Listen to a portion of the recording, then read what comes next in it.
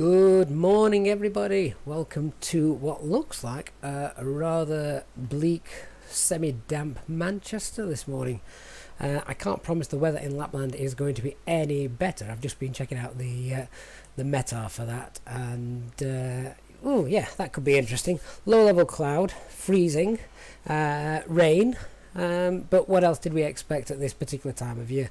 Let me just catch up on the chat, see if I can just answer anything before we jump into the flight deck. So the newbie pilot, have I experienced any display screens freezing? No, can't say that I have, so I'm not sure what's happening there. Lewis, we are hoping to do a return flight as well. Time may prevent that, but at the moment, yes, we're looking at doing a full return leg as well. We'll see how we get on. My Navigraph has just crashed, so let me just see if I can update that. Let's get rid of that timer, we don't need that now. There we go. So hope you've all got a nice warm drink with you for this cold Monday morning. My office is freezing this morning, but hopefully as we go on, the computer will heat it up. That's what tends to happen. Okay, sorry, as I said, my Navigraph just crashed, so I'm just grabbing the ground charts, because we do have ATC online this morning with VATSIM, so we're going to have to contact them before we depart. So that's fine. Just setting those charts up now. There we go.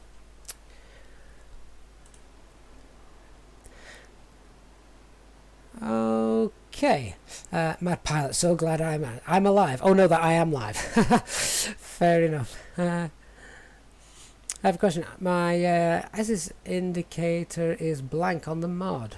Oh, it just needs turning up. I'll pop into the flight deck now, and we'll look at sorting that out. So whilst we do get sorted out, let me just get rid of the chat. Let's hop on in. So here we are. It's cold and dark, obviously, definitely cold. So let's just get going as fast as we can. If we are going to do this return flight, we need to try and crack on, don't we? So engine masters off, engine mode selector norm, weather radar is off, landing gear is down, both wipers are off, and battery and external power is about to be on. We've already got the external power available, so we can turn that on just there. That's good. APU, let's get the APU going. Count to 3, 1, 2, 3. Scheduled takeoff time was 10:15 or 10:15 Zul. We may be a little bit late for that. Now we've got ATC online, depends how quick they are. Oil quantity, flaps, speed brake lever retracted and disarmed, parking brake is on, accu brake pressure. Okay, we're looking all good. We'd obviously have to check emergency equipment and things like that, but they're not relevant in the simulator. Okay, so very quickly, what we can do is we just need to grab the weather here in Flight Simulator for Manchester. Echo Golf Charlie Charlie. Let's pop that in and send that message. Okay, that's good. Let's just go through the rest of the flows, then we'll start getting some passengers on board as well. I popped a link into the SimBrief flight plan a little bit earlier on in the chat room. You'll notice we've actually got quite a low payload today, and this is something that myself and HD, I'm sure many of you are familiar with HD, real life EasyJet captain, unfortunately is busy today, so he's going to try and pop in a little bit later, but we were chatting about this particular flight and said it's actually quite a light payload, because when you think about it, a lot of the passengers are children who do not weigh as much as your average adult. So the payload is low, which is one good thing. The other reason it's a good thing is because the fuel in Kittila is very, very expensive. So what airlines try to do is something called tankering, and what that means basically is we take enough fuel here at our departure airport for both this flight and the flight back from Norway, just because it is so cold, so expensive. But of course, if you're doing that, you have to think about certain things. Basically, you can't go over your maximum takeoff weight, otherwise we're not going anywhere. And of course, we need to make sure that we burn off enough fuel during the trip that we land below our maximum landing weight. So you can only do that when you've got 2 operational flight plans. You know the payload there, you know the payload back. For this flight, I'm using the exact same payload there, the exact same payload back. We're just sort of replicating the fact that we're taking the same people there, the same people back. It's going to be a very, very short visit to Santa today. Okay, so APU is available. We'll just give that a few moments to warm through. All right, so what we need to do is, I'm just coming back to the chat now. So Jap, your simulator became a slideshow for 2 days. Oh dear. Oh no. Dash 8, yes, I've experienced Magenta Line does not move using the auto sim brief setup. Magenta Line, I'm not familiar with what you mean by Magenta Line. That's usually talking in respects to constraints. Are passengers, children or elves going back for Christmas? Oh, definitely some children. We need children for a flight such as this. Okay, so what I'm going to do is let's start preparing and make sure we've got our sim brief all set up. Incidentally, if anyone did want to follow this flight on VATSIM or even on your own flight simulator, because I've already got the flight loaded up in sim brief, what you can do is you can set your sim brief, if you just go to the options here, you can set your sim brief username down here to EasyJet SimPilot, and you're about to get the exact same flight plan that I've got as well.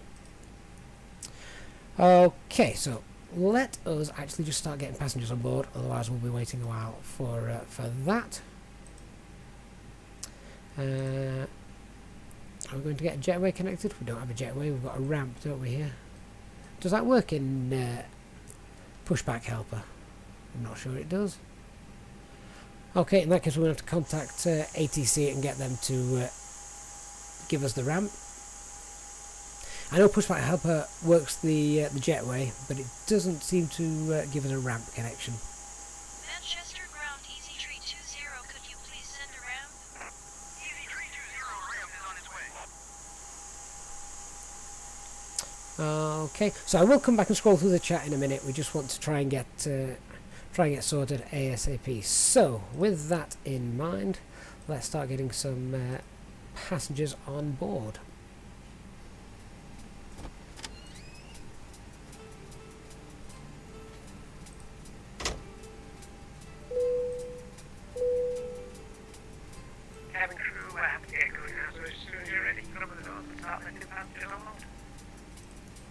Okay, no problem.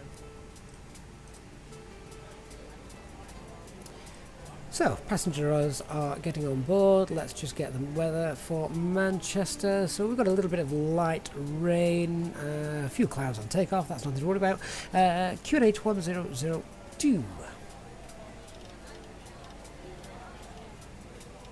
So that's set and cross-checked as well.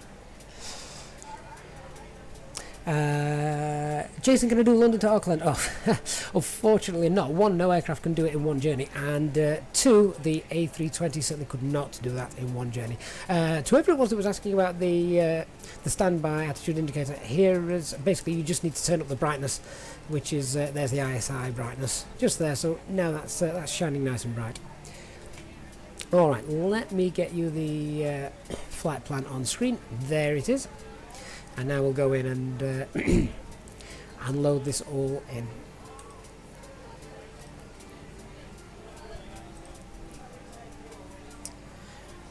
Okay, so get our data in from SimBrief. So departing Manchester, destination, fuel on board. That's our current fuel on board actually. It's not the fuel on board that we are going to be taking. Okay, so what we need to do now that's all gone through, go to our init page, init request, and this should populate that in a moment. There we go. So EasyJet 2512 is the flight number, using the call sign EZ34 Alpha Mike, constant index of 8, and flight level of 370, and the actual temperature today is -6, so it's a little bit colder. So what we will do is we will go in and edit that. 370 and -60. There we go. So that's all done. So flight plan would be next, but in order to get that, we need to contact our ATC, which are currently active. Let's get the aircraft loaded though before we do that. So back to the ATC AOC menu, performance and weight and balance. So you can see we're actually taking quite a lot of block fuel, and that is because we are tankering our fuel for the return journey. We're taking 7.9 tons, which will cover us for the return leg, so we don't need to purchase any fuel in Kittila when we get there. I can't pronounce that correctly. Kittila, is that right? I need someone with local knowledge as to how that's pronounced. So our trip fuel is 5122. Hang on, I've just realised you can't see these figures. So there we go. So our trip fuel is 5122, taxi 200 kilograms, and we've got our additional, which then gives us a block fuel of 15241. So let's get that all loaded in. The next thing we need to do is then pop in the weights of the passengers. So we've only 115 passengers today. Realistically, we'd probably be carrying a little bit more, but just for the weight purposes, because we're carrying children, we didn't want a heavy payload, so I've just messed around with that a little bit. So basically we can say that our payload is as it says just there. Let me just scroll back up. There we go. So our payload is 11960, and then we've got forward bags, rear bags, etc. Worth noting, of course, these these forward baggage and rear baggage, that's not actually baggage. That is combined weight of both passenger and their bags. You wouldn't normally have that much baggage per passenger. That would cost a fortune in excess luggage fees. Good. Lewis, can I explain how to read a META? That's something we could probably look at during the flight. Yep. So let's get those loaded up as well, and there we've got our gross weight and fuel as is all nicely loaded. Wonderful. So let's now go to the flight plan, and as I say, ATC is online, so we need to contact them for for our clearance. Just double check, the latest ATC information is Charlie, so we need to report that when we contact them in a moment. Oh, excuse me, something stuck in my throat. Oh, we need to actually make sure that we're contacting the right frequency if we're going to contact Manchester ground. What is it, 12185. There we go.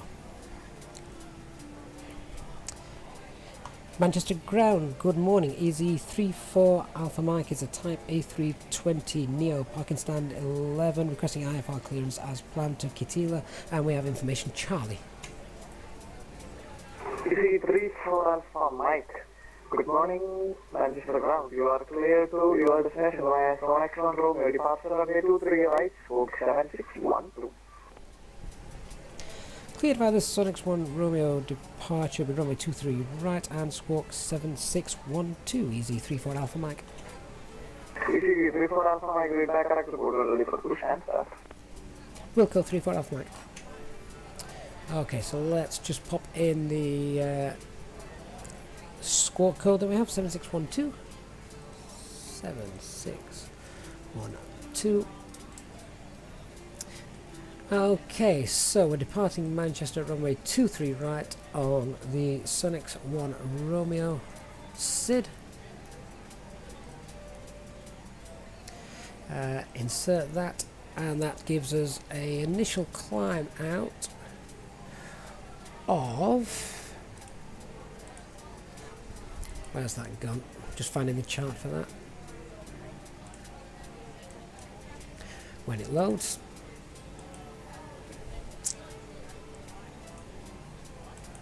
Come back to that when that's loading. Okay, what we will do is also put in our expected arrival, which is arriving on runway 16.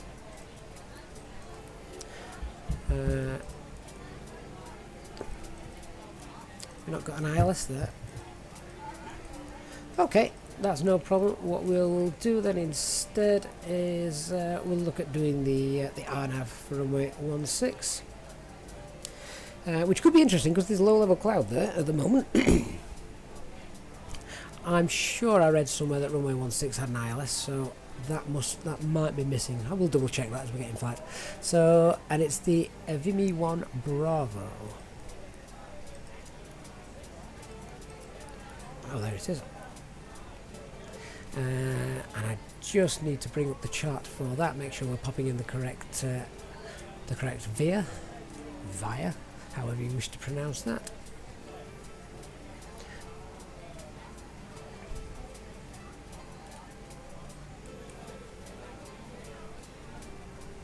I think the internet on my other computer is actually running rather slow. So we'll be coming in from unled, the one that's already pre-selected for us. So that's good. Insert that. Wonderful. Okay, so the flight plan now looks good and accurate. Let's go through and pop in to our init B page. So 0 fuel weight, which we can find on the operational flight plan. 0 fuel weight today was 52.3. Standard center of gravity. 0 fuel weight center of gravity, that is. So this is going to tell us that we actually only need 6.6 to get there. However, we're obviously tankering as explained, so we're actually taking 15.2. Let's load that in, and we have a trip wind, a slight tailwind for this journey, 35.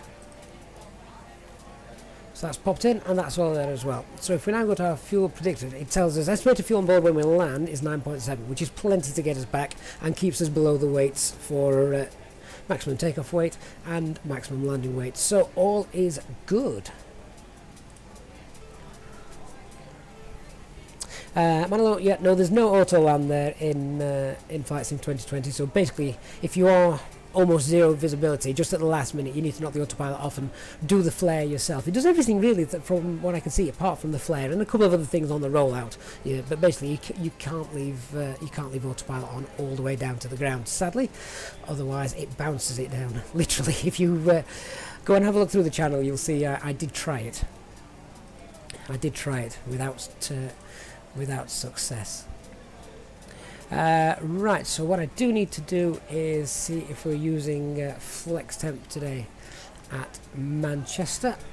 I'll just pop in the transition level as well for Manchester, which is there, flaps 1, and Manchester, Echo Golf Charlie Charlie, runway 23 right, and we've got a flex temp takeoff today of 66. With that all popped in, let's calculate his V-speed. So V1, 135, V2, VR, 136, and V2, 140. VR is now actually shown as well on the speed tape in the new mod, so that's quite nice to have. Alright, so that looks good. Oh, the rain's got a little bit more severe while I've been focused down on the computer. But that's no issue. Let me get rid of the flight plan now. We don't need that anymore. There we go. Okay, so turn the flight directors on. Turn the constraints on. What I'm going to do to save frame rates as well, always turn off these monitors just there. And again, that is purely for frame rates. Okay, so I think we're about fully loaded.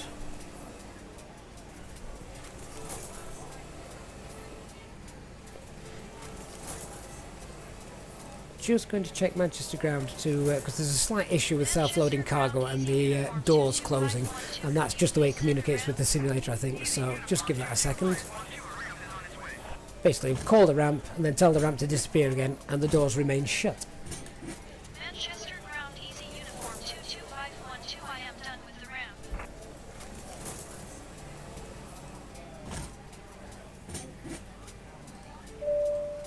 There we go. Hello from Flight Deck. My name is Gavin and I'm being your captain today, and I'd like to welcome you on board this A320 aircraft. We're not expecting any delays, we're going to get pushed back pretty soon.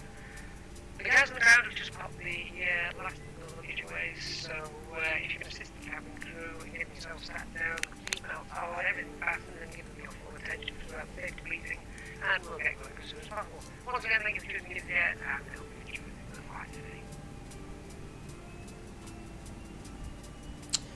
Okay, so we can disconnect the external power. We've got the beacon lights on, so we're ready to start the engines, but first, before that, we need to actually request permission from ATC. Manchester ground, EZ34 Alpha Mike is ready for push and start. For some reason, I'm not broadcasting on the right frequency there. Have I changed that for some reason? No? 121.85? Let's try that again. Manchester ground, EZ34 Alpha Mike is ready for push and start. EZ34 Alpha Mike, stand 1-1, push and start, approach facing south. Push and start approved, facing south, EZ34 Alpha Mike. Okay, so with the help of the Pushback helper app, let's see if we can get pushed back. There we go. Take off the parking brakes. Of course, in real life, you wait for the ground to tell you to remove the parking brakes. Okay. So before start checklist, I've been just going through this. So cockpit prep complete, signs on, auto, the ideas are on, fuel quantity, set and balance, fast management gun, systems already set, and altimeter set and cross check.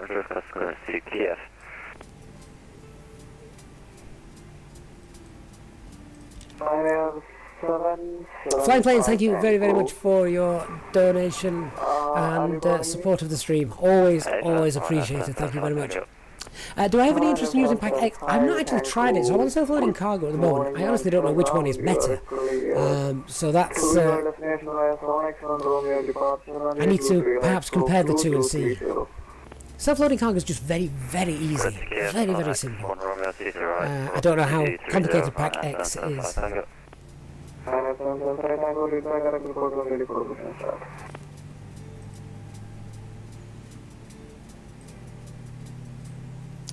Manchester, of course, this airport here is from Maku Simulation, so please do go and check them out. This is a great looking airport.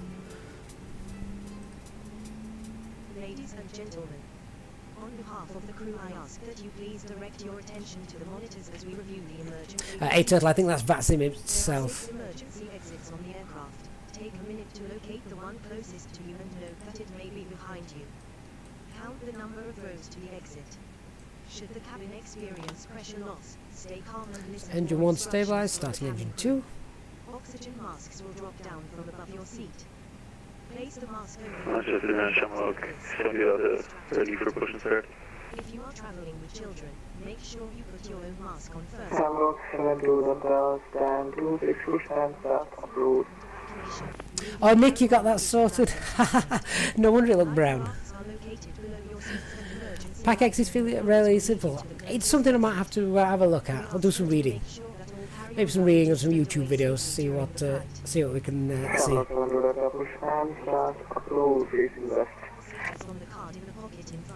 So I'm just getting the ground charts up for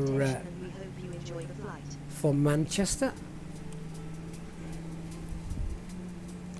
Manchester ground, EZ34 Alpha Mike is ready for taxi. EZ34 Alpha Mike, taxi holding point Mike 1 runway 23 right to via Foxtrot, Kilo Juliet and Mike. Taxi holding point Mike 1 for runway 23 right via Fox, Kilo, Juliet and Mike. EZ34 Alpha Mike. I'm not sure those instructions were correct.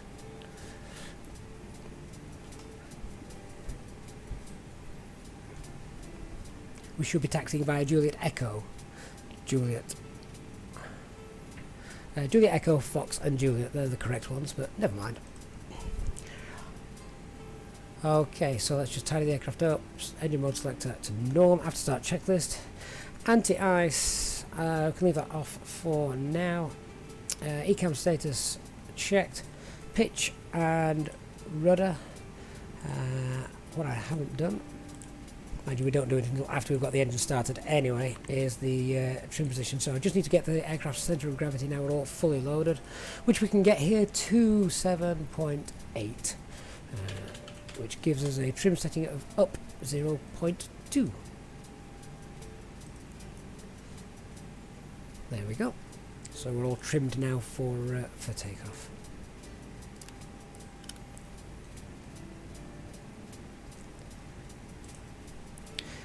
Release the parking brakes and off we go. I've also been playing around with the sensitivity settings on my thrust levers. I don't know, for those of you watching the stream in the past, you'll have probably heard some clicking, and as the thrust levers don't always find themselves into the proper detent. So I've been playing around with that, adjusting the sensitivity to see if that works. Flying planes, would I recommend VATSIM or IVAO? Honestly, I've never used anything other than VATSIM. So I could only really recommend that. I do think that VATSIM has more controllers online, from what I can tell.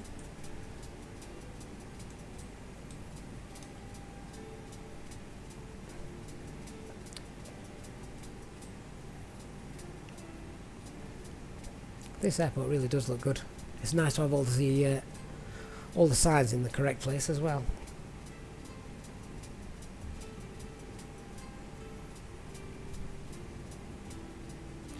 So whilst we're taxiing, flaps 1. Shamrock 70, ready for taxi.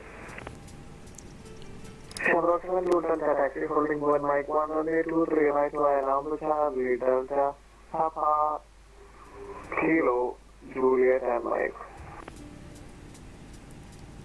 Spoilers are armed. We can clear the blue light as well, and you can just about in the cabin. 25 right. Oops. Shamrock 70 over. Shamrock 7 to Delta, taxi to holding point, Mike Daisy, 1. I've got into the habit of turning the packs off, packs 1 off for taxi. That was standard procedure, but for COVID you're actually meant to leave them on now. So, breaking a slight COVID protocol there. Taxi 2 hold short at holding point 1 Mike via Charlie, Delta, Papa, Kilo, Juliet, Mike. Brian, that's probably something I can do once I get on the ground at the other end, just because we're on VATSIM. You're not really meant to pause the simulator.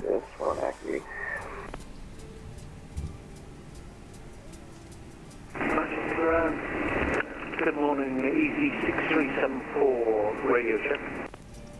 EGCC-6374, good morning, Manchester ground, AWT4, break, EC34, Alpha, my contact level, control on 126, correction, 127.820. 127820, thanks for the service. Easy 34 Alpha Mike. Easy 34 Alpha Mike, have a nice night, bye bye. Okay, so over to London now. 127.825. Ryanair 775 with Tango, runway, correction, stand 4, push and start up. So what we'll do is we'll actually get ready to go here, and then we can just report to them that we're ready for immediate takeoff. So let's configure a few things. Before takeoff checklist, we'll do our flight control check: full left, neutral; full right, neutral; full up, full down, neutral; rudders, full right, full left. Briefing is confirmed, takeoff and then right turn. Flaps settings, flaps 1 confirmed. FMA, takeoff data, ECAM memo, no blue, TL config, and the electronic flight band as it would be. Weather radar on and wind shear on as well. Level 1 hotel, arrival for runway 09 left, and when ready descend flight level 90 to be leveled at begin, speedbird 711. 990 Alpha going down. 990 Alpha, roger. Follow the standard missed approach procedure. What I want to do is I just quickly need to go to ground. I don't believe this area that is online actually covers us. We've got London control. Just double checking this. We can contact them and double check. So we'll give them a quick call. London, good morning, EZ34 Alpha Mike, runway 23, holding short at Manchester, and we're ready for immediate takeoff. EZ34 Alpha Mike, London, good morning. Surface wind variable 4 knots, fire Mike 123 right, clear takeoff. Clear for takeoff, 23 right, EZ34 Alpha Mike. Speak to 2652, climb flight level 23. So they must be controlling the whole of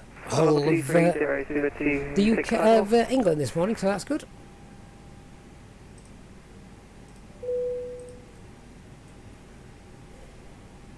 Cabin crew, seat for takeoff, please.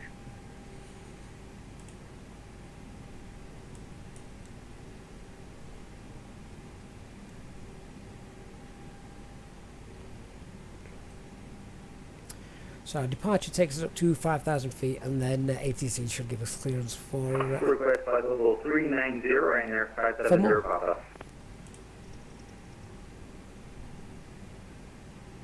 One Air 570 Papa. So we've still got APU. Climb flight level 390. So we do.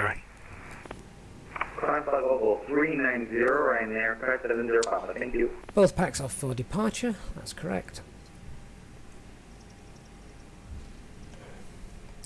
David Ellis, thanks for the APU spot.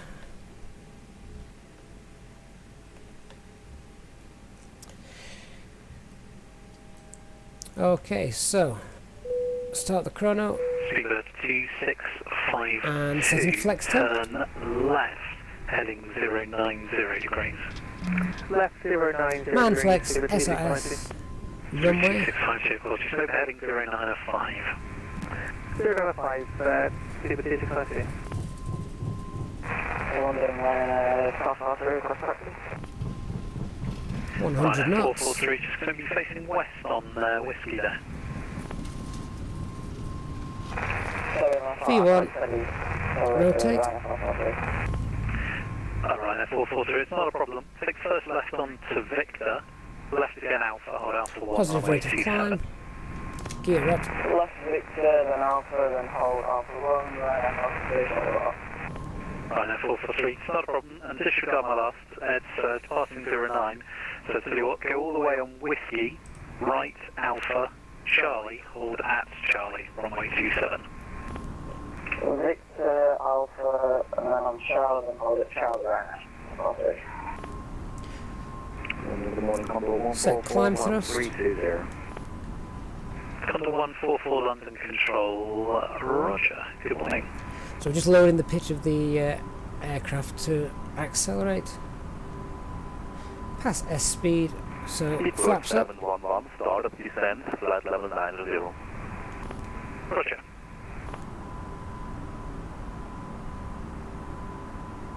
EZ34 Alpha Mike, climb flight level 330 and report your passing altitude. Climb flight level 330 and passing 2,600. Roger.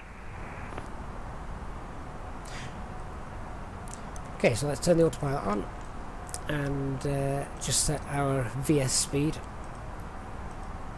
of about 2,500 feet.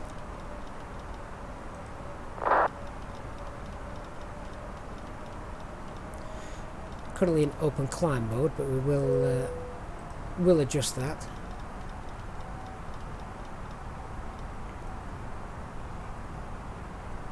London, good morning, Hainan 78, Golf, descend through flight level. And we can also set standard pressure as we're going up to flight level 330. And then 78 Golf London, good morning. Expect factors for an ILS approach 23 right, squawk 03. I will come back to the chat in a minute. Obviously, I'm just concentrating on the takeoff at the moment. For Vector ILS 023 right and squawk 0305, Hainan 78 Golf. Speedbird 2692, contact Euro Control West 135.25, good morning. Not sure why standard's still flashing on the PFD. Scuba 2652, climb flight level 330. Flight level 330, Scuba 2652. Have we got one of the switches turned? Yes, we do. Let's turn that back up. That's a new ECAM message as well in the new build.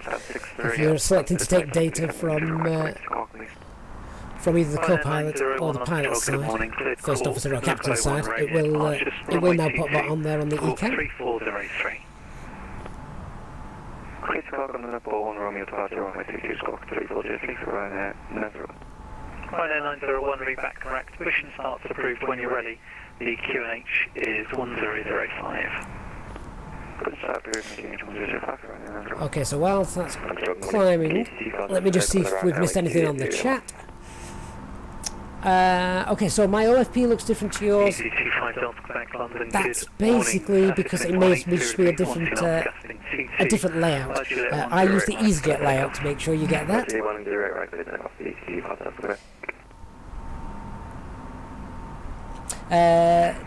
David, yeah, that's what co-pilots are for. Quite right too. To actually do everything as you do in the real flight deck, as a single person flight deck, it's actually quite easy to forget something, even with checklists in front of you. ILS approach 08 right. You've got checklists in front of you, but they can easily be items forgotten as you get distracted by ATC or anything like that. 08 right.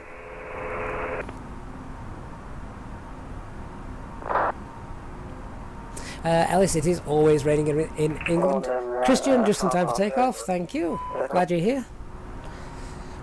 Al-Hamid, what's wrong with the radio? Absolutely nothing. Why have we got a master caution light?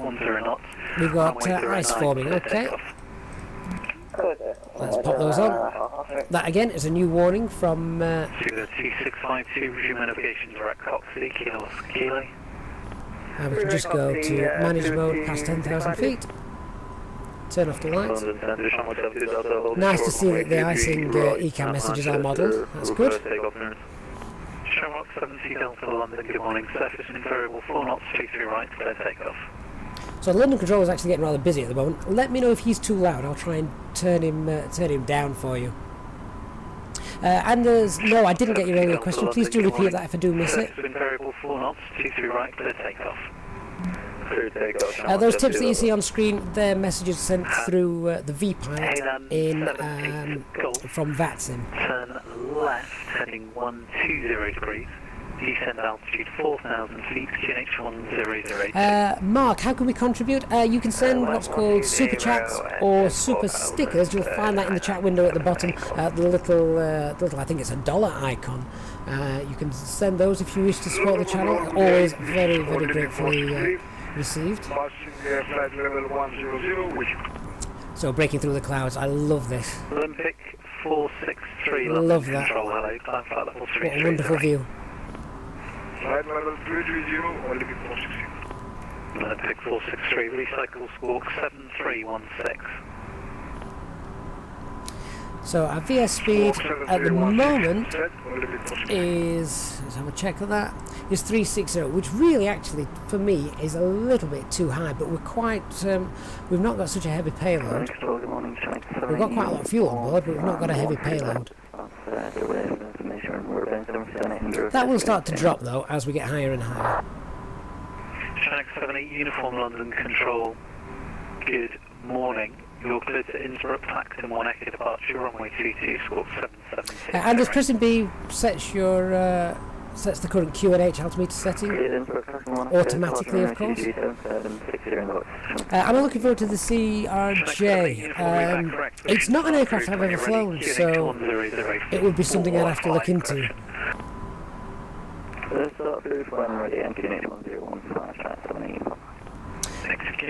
What's the average VS speed for the A320? It depends. If you're climbing 2,500 feet, it's about right. Even up to 3,000 feet. Anything more than that starts becoming a little bit uncomfortable. Descending no more than 2,000 feet, probably between 1,500 and 2,000 feet.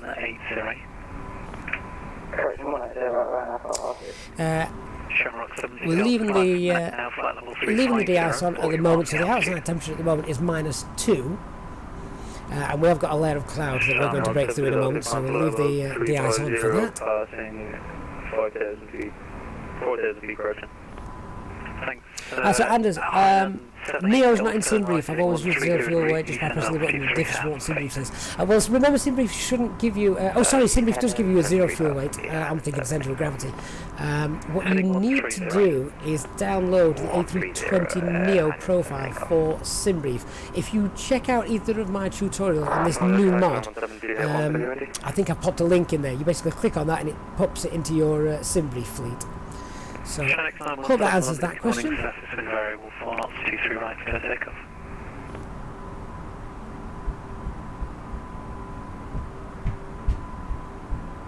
Two for rocket takeoff. Sorry, I'm well, then right, that's thank you, Julia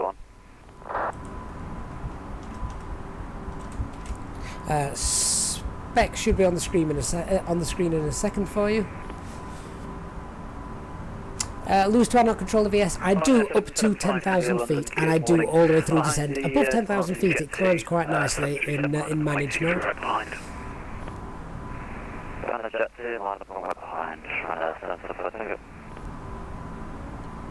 Terry, is the ice warning accurate? The Neo should automatically do it. I like it though, something to do. It's only automatic for the pitot tubes. It's not automatic for the ice, for the wings. So automatic for the pitot tubes. So realistically, what you shouldn't get is the speed tape going to zero as they get blocked.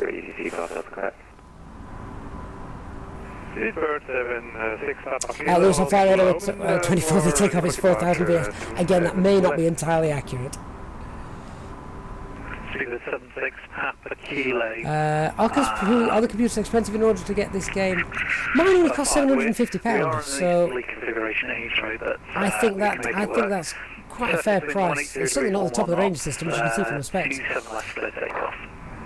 Let's take off to 7 left, thank you. Mark, thank you very, very much for your donation to the stream. That is fantastic, much appreciated. Let me know, probably be in the new year now, but please do let me know either in the comments on this video or a little later on if there's any particular European flight you want us to do, and of course we will do that for you. I like to make sure we give preference to flight requests to those that are supporting the stream, so we'll be very, very happy to fly in and out of wherever you'd like to see. Mark, that is great, thank you very much. And of course, if you have any questions, please do ask me. I'll do my best to answer them, and if I don't know the answer, I'll get the study books out or go to HD and he'll let us know. Yeah, that's fine. Descent altitude 4,000 feet, QNH 1005.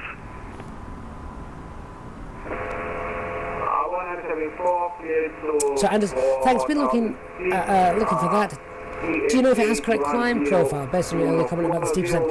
The climb profile is accurate in Simbrief. It's probably not accurate in the simulator. So again, just go to about 2,500 feet for your climb. That'll be fine. So we can turn off portable devices. Nothing further for you on a Tunicom 122.8. And we can also turn off seatbelts. 122.8, 2654, have a good morning and happy holidays. And you, Ryanair 570. Happy holidays. Control west, 135.25. Because never you wing guys for above 350. Of course, that all depends on the temperature, but usually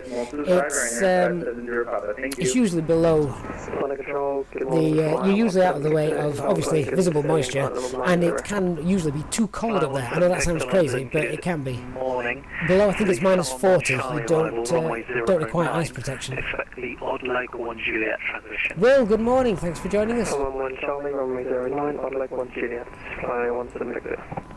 Highland 78 North, turn right, heading 300 degrees, apologies for later. Lewis, the tailwind for this flight is 39. Combined trip wind of tailwind of 39. Flight level 280, report your passing altitude. I must admit, it's a lot easier to concentrate on you guys in the chat, the simulator, when the ATC is not blasting in my ear all the time. But he's covering all of England at the moment, so he's a very busy guy. Is VATSIM very loud? Let me see if I can turn that down for you if it is a bit too loud for you. EG6374 London, good morning. Hold so hopefully VATSIM's not as loud now. Wait, 23 rights behind.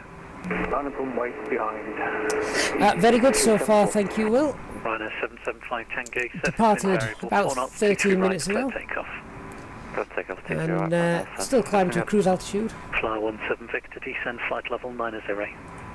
Descent flight level 90, fly 17. Our actual cruise altitude today is 370, climbing currently to 330.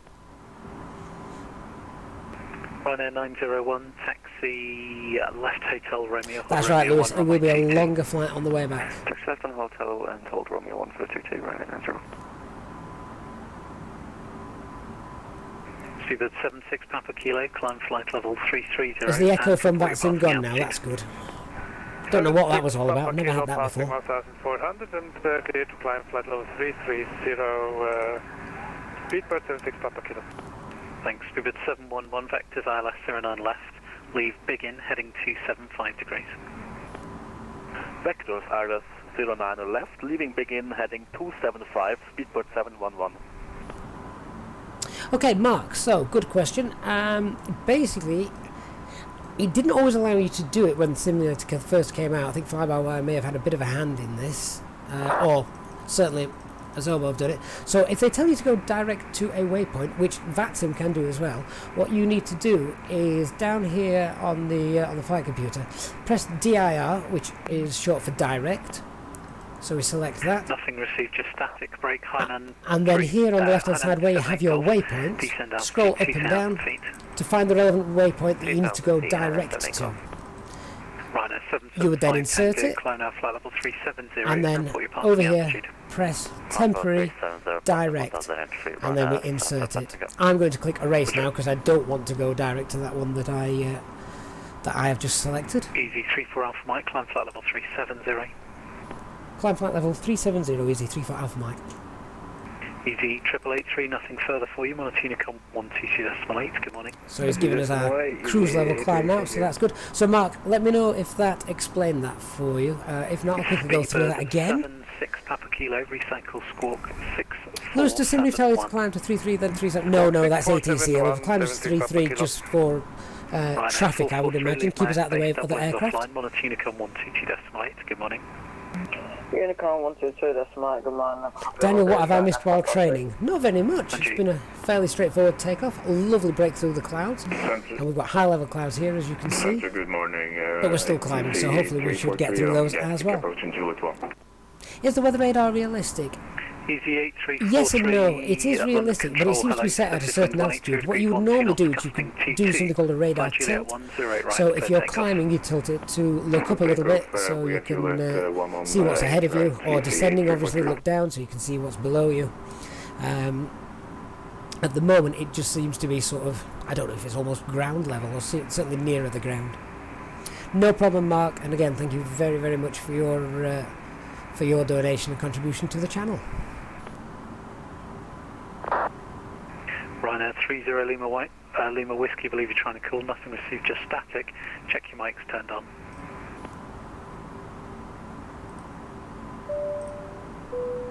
Ryanair 901 ready for departure. We are about to serve our drink selection. Ryanair 901 surface wind is 150. Okay, so now we are out of the cloud levels, we can turn anti-ice off. 223 for takeoff, Ryanair 901. Easy 6374, surface wind variable 4 knots, 23 right, clear takeoff. Clear for takeoff from 22 right. Lewis, I've never played Infinite Flight. I don't know if anybody else in the chat has.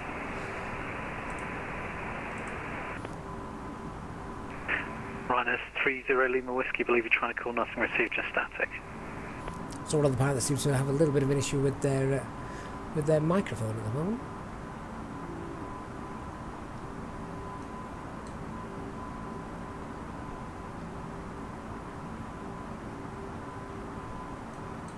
Hainan 78 Golf, apologies, gone through again, turn right, heading 140 degrees. Right, so have a quick look outside while we climb these last few feet. What I will be doing, guys, as well, is just for the cruise, I'll be coming off the microphone just so I can do a little bit of work in the office. Final day of work today. But I will, of course, still remain in the chat room. So I will still be here. Speedbird 711, descend to altitude 3,000 feet, QNH 1004. Descending 3000 feet, QNH 1004, speedbird 711. Hainan 78 Golf, continue the right turn heading 130 degrees. Continue 130, Hainan 78 Golf. Flyer 17 Victor, route direct, RAVSA. So we've still got a little bit of ice on the actual aircraft's airframe, don't we? Victor UK with the RNAV approach. Still slightly overdone. Odd leg, or would you prefer the ILS? RNAV is fine, please. Fly 17 Victor. Flyer 17 Victor, roger. Strong Will 54, you've switched to MSFS 2020. What do you think of it? Let us know. Which is better, A320NX? Well, remember A320NX is an aircraft mod in VATSIM 2020, so it's not a simulator all on its own. So the engines are just spooling down, we heard that, so we must have just hit cruise altitude, or very close, there we are. Yes, we will. The shortest flight is to Gatwick, however you could deadhead an EasyJet Milan base. About 3 hours. That's a good idea. 1004, fly 17 Victor. Blackheath, you're right. The shadows, the way they flicker, that needs sorting out. Darth Duck, lots of ice on the plane, quite right too. As I say, ice isn't particularly well modelled at the moment. The air traffic control is pretty good, but remember the air traffic control here in this is VATSIM, so this is live. Hainan 78 Golf, the heading should be 200, I think it's my fault. 200, Hainan 78 Golf. Yeah, Christian, that's pretty much it. I have sterile cockpit below until I reach the cruise level. Until I turn the microphone off for you guys, I can then let the office door become open again.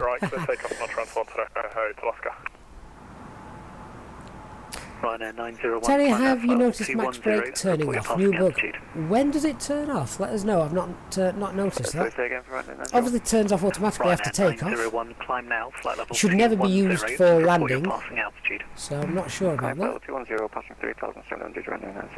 Darth, why has the plane got a German registration? It has. It's because you can't change that. So we'll just pretend it's maybe an old Air Berlin aircraft that EasyJet have purchased. I don't know. You have to use your imagination for that. 3 Yankee Tango London, good morning. Have you just come from Euro Control West or London Control West? We have just been transferred from Euro Control West, so Hainan 3 Yankee Tango. Ryanair 3 Yankee Tango, roger, redirect Evrin. Redirect Evrin, Hainan 3 Yankee Tango. So what I'm waiting for actually, just waiting for ATC to tell us to switch over to Unicom because we're nearly out of his airspace. Shanix 917, nothing further for you, monitor Unicom 122.8, good morning. Hi, Hainan 17 variable 3 knots, 23 right, clear to land. Once they tell us to do that, that'll be when I'll come off the mic. Easy 6374, climb now flight level 350 and then and report your I've not had my morning cup altitude. of tea yet, so that's first thing on the agenda. So Andrew, you've just taken off. Fantastic. Let's see. I can see you there on VATSpy. So you'll probably catch up with us on the ground. What's your planned cruise level, Andrew? See how that works. Level 370. Flight level 370. Blackheath, on braking during taxiway it turns off for you. Yep, that's because realistically you shouldn't put the auto brake on until you're basically you're turning the landing lights on. 320 Mike London, good morning, hold Julia. And lining up on the runway.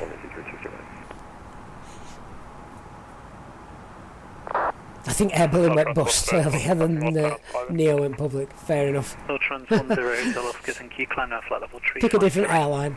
350, not trans 10 Alaska. I'll try and get you a shortcut shortly.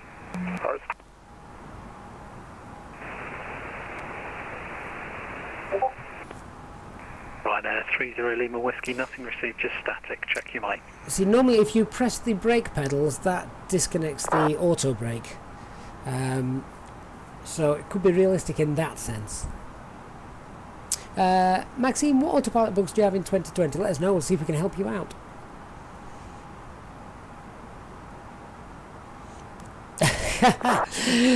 Severie, you know what? That could probably happen. We've got this new strain of the COVID virus here in the UK, and they're just shutting down all. They're stopping people flying, aren't they now? Thank goodness for flight simulators.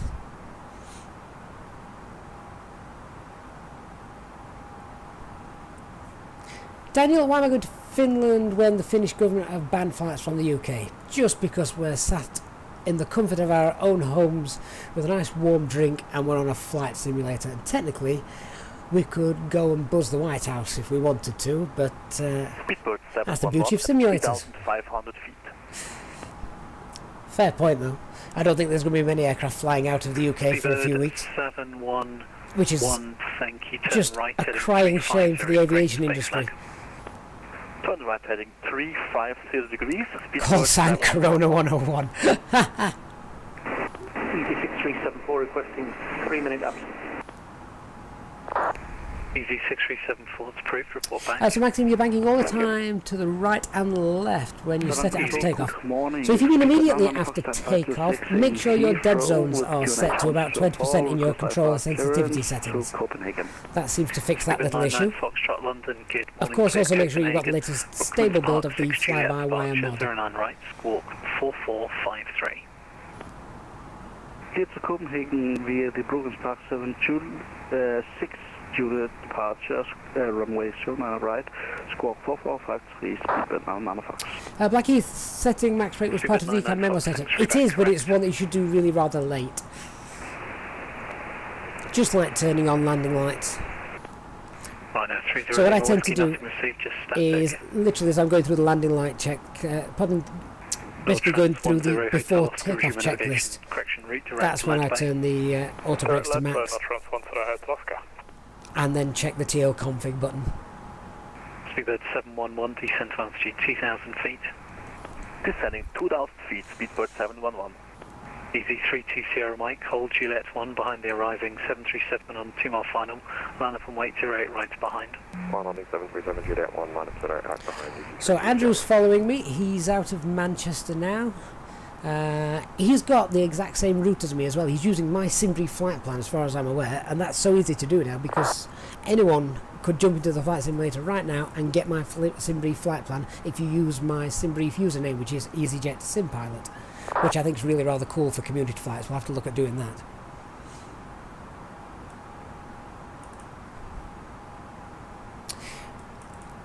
Right, okay, so a couple of questions, let's see if I can answer those. So, Terry, can you explain the exam message? Do you mean the ECAM message in orange or amber before takeoff? Something disconnected. The only orange ones you normally get sometimes is windshield on the ECAM, or you get one in purple which takes you to the takeoff. There are messages that are and warnings that are inhibited during takeoff, so I don't know if that's what you're on about, Terry. If not, ask again. Greg, what peripherals are you using to fly the plane? Oh, thanks for the amazing stream. Thank you very much for your kind words. So I literally have a side stick and separate thrust levers. So Logitech side stick and SciTech thrust levers.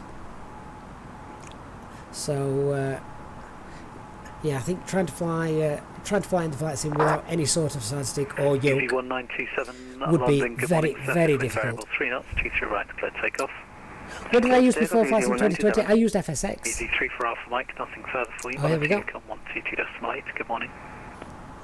Over to you to come now, 122.8. Thanks for the service. Merry Christmas, EZ3 for Alpha Mike. Speedbird 711, surface wind 192 degrees, 11 knots, gusting so now we can left, clear to land. Come off. Clear to land, 09 left, speedbird 7. There we go. Oh, a little bit of peace and quiet. My ears are ringing. Yes, as I was saying, you definitely need a side stick. I prefer it with separate thrust levers, although obviously you can get side sticks now with thrust included. Is fly-by-wire the best thing to download? It is if you like flying the Airbus A320. Trying to fly the Airbus A320 without it, just I wouldn't do it. The work they're doing is absolutely amazing. Ian, there is one important flight leaving Heathrow today, and it's the last 747, so that leaves around 12 PM. Oh, that's another sad day, isn't it? I mean, autolang working in the A320NX? No, not yet, I'm afraid. You still need to disconnect the autopilot at the last minute, which is something we may be doing when we get to Finland. You need to keep an eye on that. Blackheath, didn't realise it would check so late. No problem at all. Lewis, can we have a look at how to read METAR now? Well, that is a good idea. I tell you what, let's get the METAR for our arrival, and we shall we'll go through it. Need to go ATSU, AOC menu, messages received, weather request. So let's get that for you. So while that's waiting, Daniel, be prepared to land on a nice runway in the pitch black. I went up there next week a month ago. Landed at 3:30 Finland time. It was already pitch black. Landing will be fun. Yeah, we've already pretty much anticipated that. Of course, today's the shortest day, isn't it? For those of us in the northern hemisphere, longest day in the south. So it is going to be black. Frank, thank you very much for your donation and support of the stream. As I say to all those that donate, please let me know if you have any particular routes you'd like us to fly. It will probably be in the new year now, but we'll definitely get round to those. So thank you again for your support. Is it true the more scenery you have stuff in the community folder, it takes longer to load? I have 30 gigabytes of stuff, it takes 8 minutes. I've not tested it myself, but I do believe that to be true. I literally have about 3 items in my community folder, a couple of airports and the mod, and of course the EasyJet livery, and I literally just swap them out. I have a temporary folder, if you like, on my desktop, and depending on what flight I'm doing, I'll just chuck things in and out to keep the community folder as empty as possible. Tramvine, good day, just seen that the stream has already started. Yeah, we took off at 10:15, so that was the planned takeoff time. Actually, I think we were a little bit late, so we'll have to rewind back and have a look at that. Can you do a walkthrough on a single engine taxi procedure? That is pretty straightforward. Obviously start engine 1, and then once you've started engine 1, what you do need to do up here on the overhead panel, if I just zoom in, is if you can see, try again, if you can see here on the top right, you need to turn on the yellow electric hydraulics pump. Leave that turned on. Engine number 2 should be running stabilized for at least 3 minutes before it goes to takeoff power. So in the flight sim world, it's actually quite rare that you're taxiing for more than 3 minutes or having to hold because of air traffic. So it's perhaps not quite as relevant in the flight sim world, but in the real world, it will take you a lot longer to get from the gate to takeoff. So because of traffic and other restrictions. So yeah, single engine taxi is used all the time, both in for takeoff and of course after landing. So shut down engine 2 and turn on the yellow hydraulic pump. Right, so let me just I'll tell you what I am going to do, to have a look at this little this METAR. So if I go to, so here was the METAR for Manchester when we took off. So let me just, okay, so just reading that message there then. So you've obviously got the airport code. The next is the date and the time that this was issued. So this METAR was issued on the 21st, which is today, at 0950 Zulu hours. It's an automatically generated METAR as well. And some airports have them automatically generated if they have the technology, and others are actually programmed, I think, and read out by the controllers who pop them in manually. So the first bit of information we get is always the wind. So that is telling us it is variable at 4 knots. Normally what it will tell you is it can tell you an actual direction. So it could say something like 27004. So that would be wind blowing 270 at 4 knots. The next is the visibility. So 9999 means that visibility is unrestricted, or 10 kilometers or more. RA stands for rain. It's got a minus there, so that just means that it's a light rain, maybe a light shower. If it's just RA, it's just raining, and if it's a plus, it's raining quite heavy. We then move on to the various cloud layers. So BKN, we can work out that's broken clouds, and that's at 2,000 feet. Well, then above that we've got OVC, that's overcast, at 2,700 feet. We then have the temperature and the dew point. So the temperature is 0.8, the dew point is 0.7. What you'll tend to find is when the temperature and the dew point are the same, that's when you start to get mist and fog. Next is the QNH, so QNH here was 1002. And then we've got becoming, so this is a little forecast there, broken 012. So that's telling us that the broken clouds in the future, they're expecting that to go from 020, so 2,000 feet down to 1,200 feet. So I hope that helps.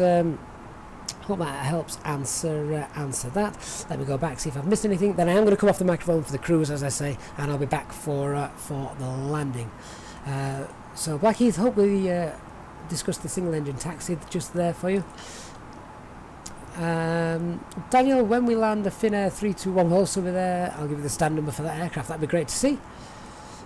What happened to delivery, the special snow livery? Just because we're doing it as an EasyJet flight, so we're back in the EasyJet colours today.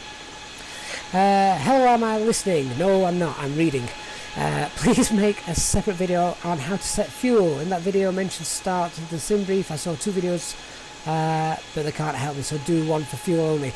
Realistically, the loading fuel now is very straightforward because it all comes through SimBrief. So if you watch the SimBrief integration first look video, that's the one that you need to have a look at, and that will show you how to get the fuel done. It's all automatically done. We no longer now need to go to the fuel and weights page. We touch nothing on this page now if loading in from SimBrief. It's all done automatic. Frank, thank you very much for your kind words and of course your support to the stream. Daniel, can you do 4 secs to go in? Bristol, Bristol, and then Bristol after that. Only if the wife and kids were out for the full day, I think. I'd managed to get all that in. Otherwise, that's going to be a long old stream, isn't it? OFX, hi guys. Dominic, good to see you, my friend. Ho ho ho. Merry Christmas. Cyrus, Greece. I promise Greece is on the to-do list in the new year. We did visit Greece a heck of a lot when Flight Sim 2020 was first released. So, Daniel, flight request. Liverpool to which French airport's that? I can't recall that. Back to... is that Liverpool? No, it's Bristol, isn't it? Bristol to France. Back to Bristol. Amsterdam. Back to Bristol. Yeah, I need about 36 hours in the day to be able to get that done. Alright guys, I'm going to jump off the mic now. As I say, I will be in the chat room, but first point of order, I'm going to leave the flight deck, come off mic and go and get myself a cup of tea. Andrew, not far behind, you've got a tailwind of 110 knots. What are we showing? Wow. Well, we've got a tailwind of 64, so it might be the flight level is different. We're at 370, but either way, Andrew, I will... I'm sure I'll catch up with you on the ground, or you'll catch up with me, whichever how that works out. Okay, guys, I'm going over into the chat room now. I'll be coming off mic, but I will be back on the microphone for landing. So, speak to you soon.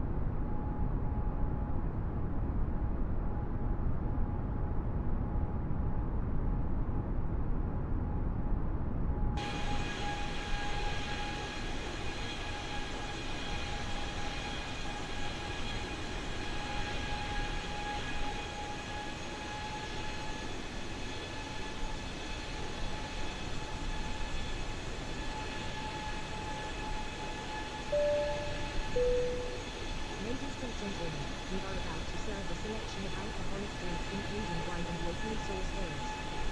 Please make sure your tray table is in the down position and clear any items from behind. Thank you.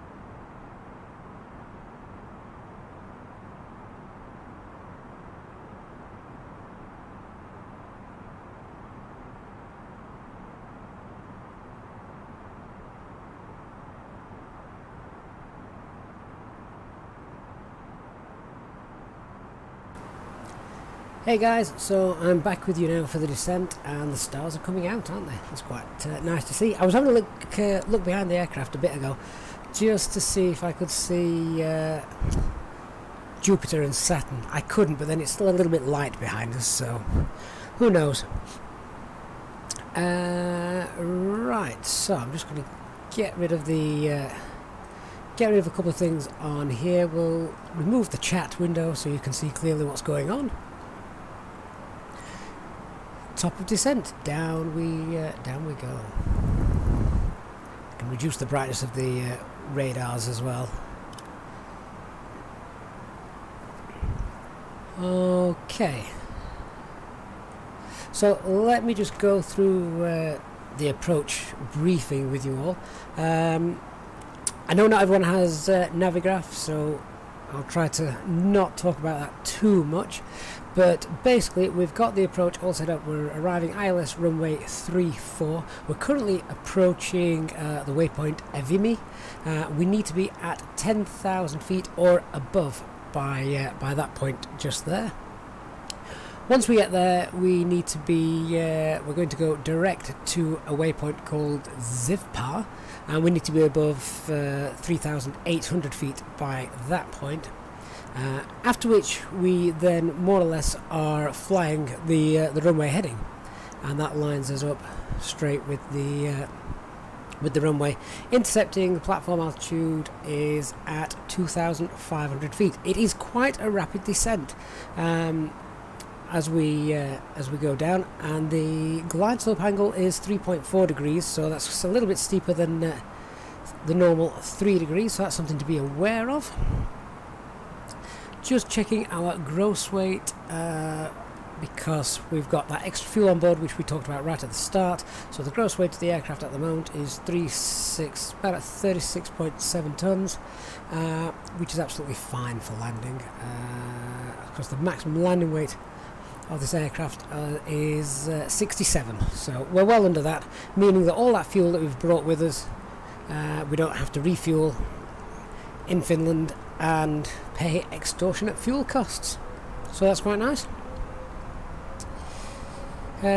So let me just quickly check a couple of things on the chat. Just watching that. Just watching the speed there. We've got a bit of a tailwind behind us, but that's pushing us down, so we want to be we don't want to be too fast, otherwise we're going to miss our descent. We'll be high and fast. We definitely don't want that. So let's just go to the chat, see if I've missed anything. As this is also training for you, it's not training for me, this is just pure fun for me. How about adding a failure to a flight one day? Well, we did kind of have that on one of the long distance Friday flights. That was when the autopilot wasn't working, so we had an autopilot failure, which meant we took off on a long distance flight across America. As soon as we took off, we popped the autopilot on, and it all went crazy. So we basically had no autopilot. We had to hand fly the approach, circle back to Seattle, and do a manual landing. We were very, very heavy, so it wasn't the greatest landing in the world. But do check the channel out; you will find that. So that was good fun. I think I was on voice as well for that. I can't remember if I was, or whether I was concentrating too much on what was happening. But it was great because everyone that was viewing was pulling together. They were giving me METARs, runway information, and you know, that was the whole thing was about. I had about 70 pilots monitoring, which was great. So, Malcolm, watch your video about SimBrief integration, followed step by step in the mod, and it won't pull your SimBrief information through. Double check the username, but no chance. Right, okay, I've not had an issue with it, so the only thing I can say is that the SimBrief integration first look video was slightly different to what they actually released in the end with the fly-by-wire mod. But as long as you got your SimBrief username, the same as the one that you use in SimBrief, obviously, it should pull it through. Make sure you've generated your flight plan and you've got your flight plan all in SimBrief before you attempt to do anything, though. That's one of the things that obviously we need to make sure happens. So we're just going to extend the spoilers, slow us down a little bit. Darth, what happened with the weather radar? In what sense? The weather radar's still turned on. although we may pop on the terrain radar because as we get a little bit closer.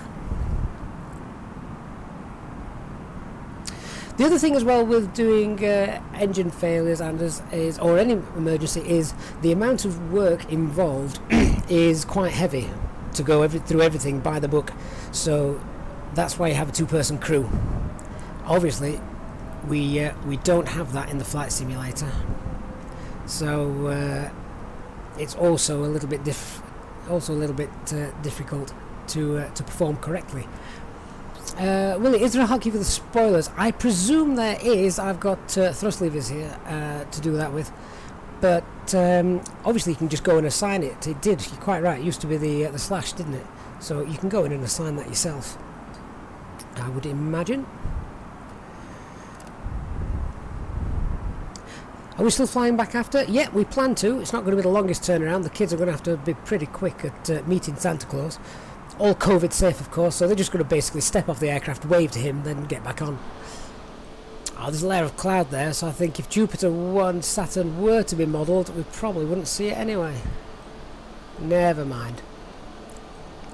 Will be interesting to see if, I mean, we're not going to catch the sun up, are we? But if we manage to maintain some sort of dusk on the journey back.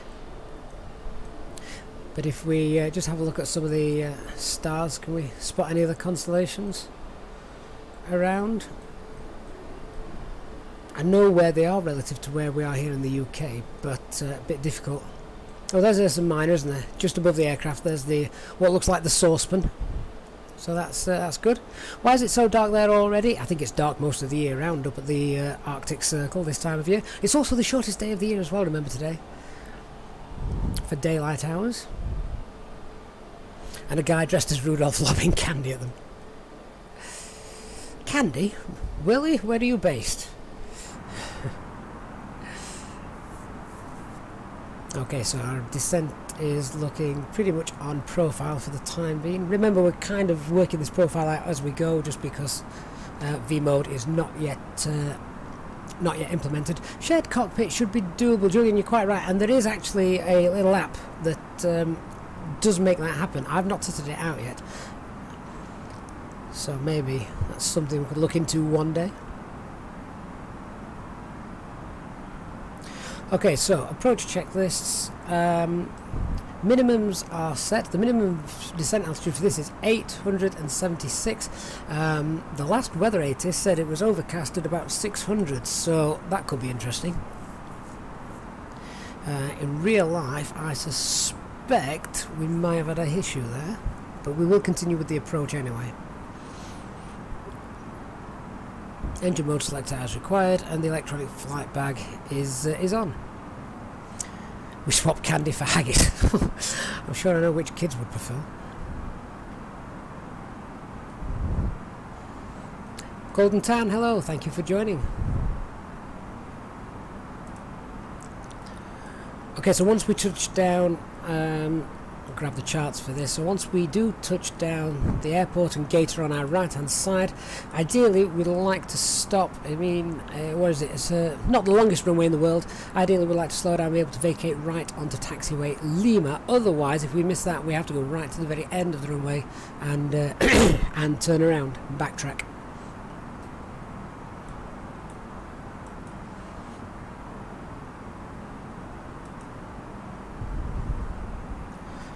So things to consider are the large amount of fuel that we have on board, making the aircraft a little bit heavier than we're used to. The steep approach speed, glide slope. It's not overly steep, it's only 3.4. It's not too excessive, but it's certainly worth noting.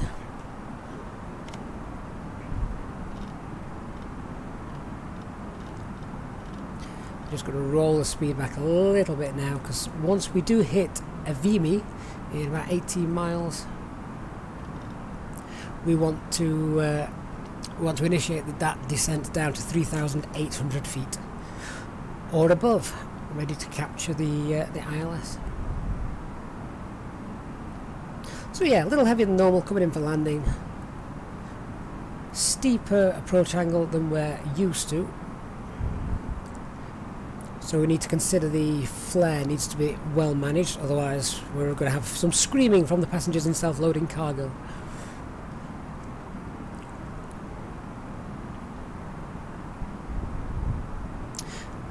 Oh, will you check us back on, you'll have to join us, check the replay, see how we do, and then join us on the way back if you can. Julian should try Marseille with 4 degrees, that's right. I did a showcase landing where we did London City. Obviously, the A320 is not certified to land there, but we did get down. That wasn't too bad.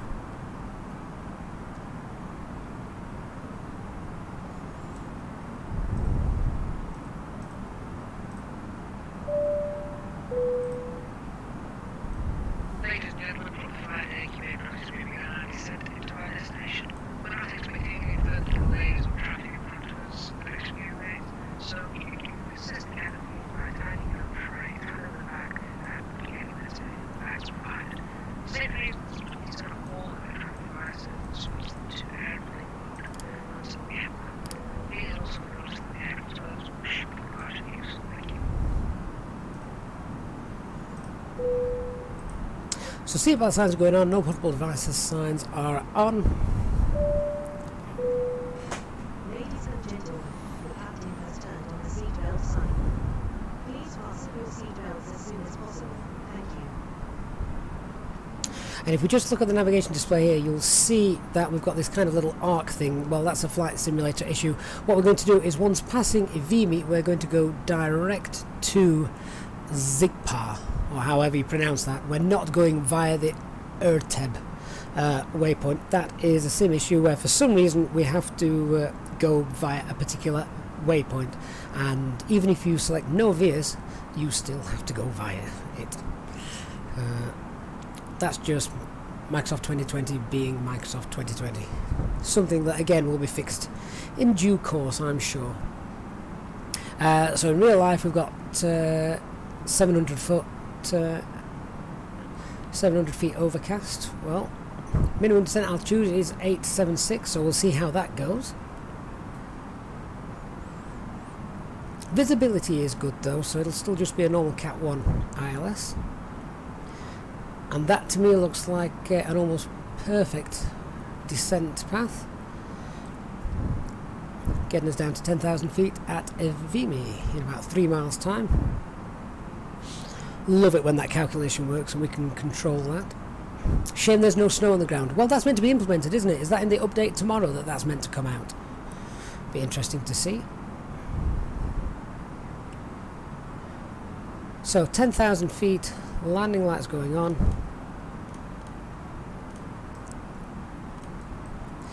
And we're now going to go direct to, as I said, it's Zigpa, isn't it?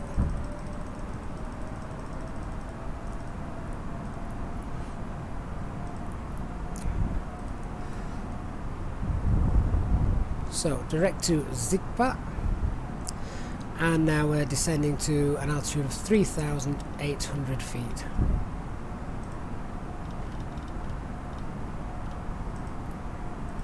And there's not that much distance between these two waypoints, so we'll keep the rate of descent up. We've still got the spoilers out.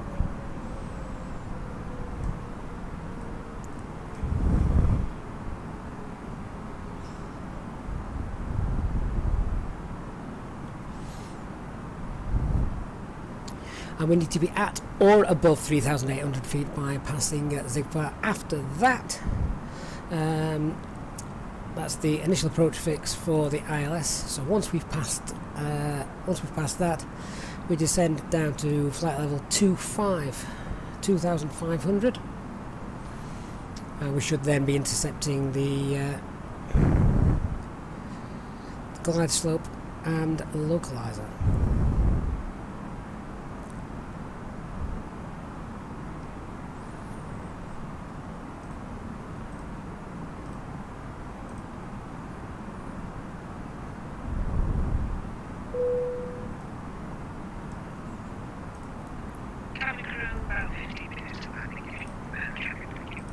So we've activated the approach phase. That happened automatically as we passed the decel point, and we're now doing managed mode. So the aircraft will target green dot speed, which in order to do that, it just raises the nose, slowing down our rate of descent until it hits green dot speed. So now we can go flaps 1.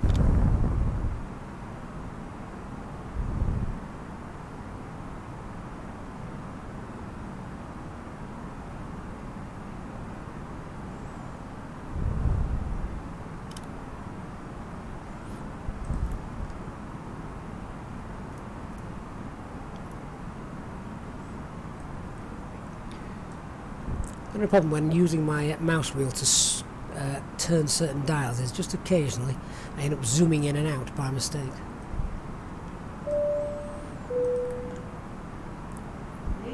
There's the ILS information displayed now on the PFD. Please make sure you are seated with your belts fastened and your trays in the upright position. Any items should be safely stored and remember to turn the full electronic device Okay, on. so setting standard pressure, which was actually the same as Manchester, 1002. As we descend past the transition altitude. 15 miles out.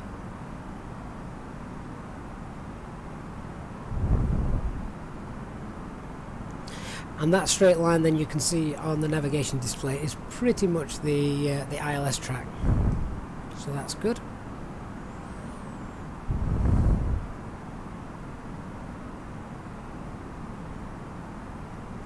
.13 miles out.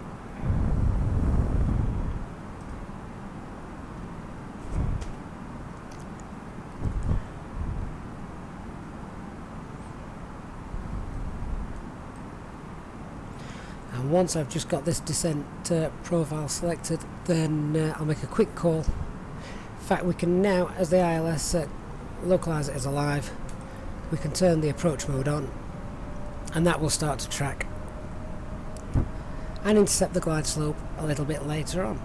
We can actually leave the altitude now at 3,800. We don't need to descend down to platform altitude. Glide slope will just capture that automatically.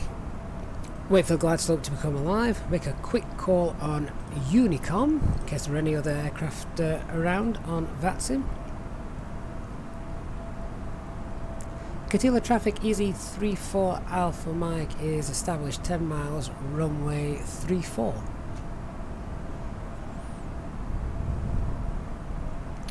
Flaps 2.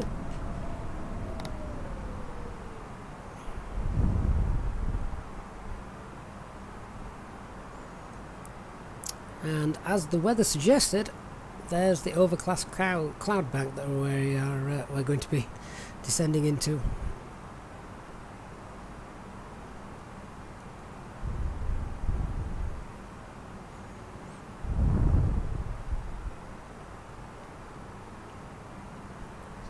Javier Fernandez, yeah, overcast 700, MDA 876. Will it be a go around? Do you know what? In real life, it most likely would have been. Just because we want to get this flight in, we may break procedure slightly.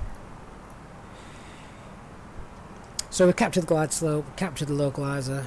We're descending with the ILS 7 miles out. Start to get configured nice and early. So gear down. And I can actually see landing lights. I thought I just saw some lights twinkling there. Was that my imagination?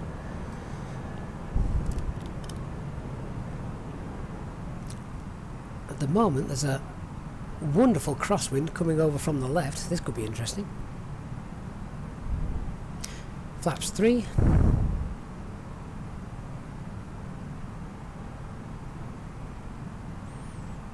Airfield elevation for the runway is 645. Spoilers armed, flaps full, auto brake set to medium, ding the cabin. I can see landing lights. I'm happy to proceed and go past the MDA. Fantastic.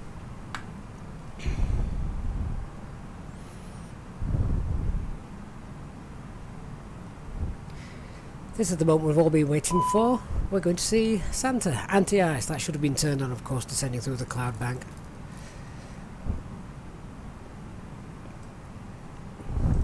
Great that we've got those little warnings on the ECAS now. Minimums are fine for a Cat 1, quite right too. Now what you can do in situations such as this is turn your landing lights off. You've obviously got the glare back there, as you can see. So we did have the runway in sight. Suddenly it's disappeared again. So we've got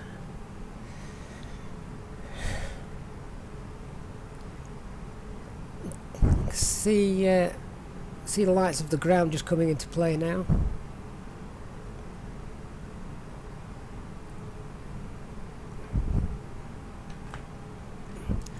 Just waiting for some visuals on the runway lights, which we did have. There they are. So I'm going to leave the autopilot on a little longer than I would normally do.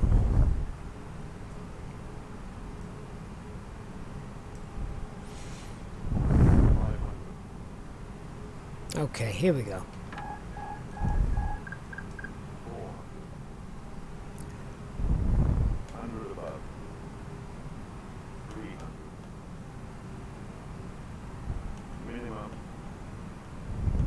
Minimums fine, continue.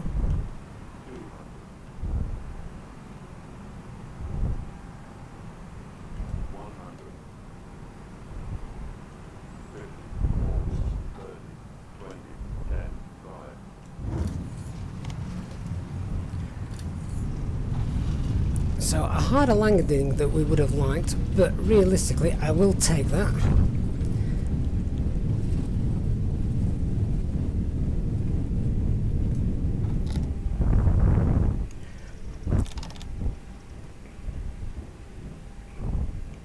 So I'm just looking for the taxiway over on the right hand side in a moment. Ladies and gentlemen, welcome to Kittila. The local time is 15:10. Unfortunately, the temperature is currently a very cold 0 degrees Celsius. That's probably accurate. So if you have a jacket or coat, you might want to put it on before exiting the aircraft. Please remain seated until the aircraft arrives at the gate.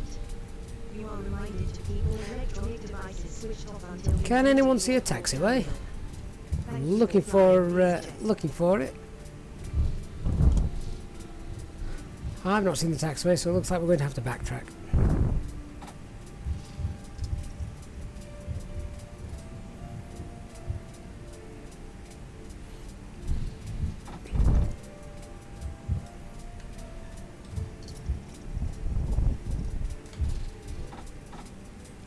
This is accurate though. Right hand taxiway to backtrack, so that's good.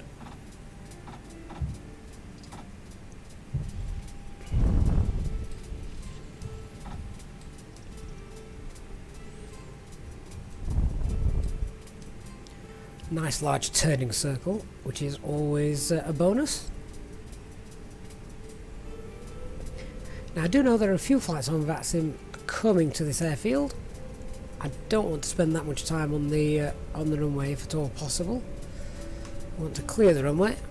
I've not yet announced that I'm vacated, so anyone that was on Unicom frequency should be listening out for that. Andrew, where are you? I know you're following me.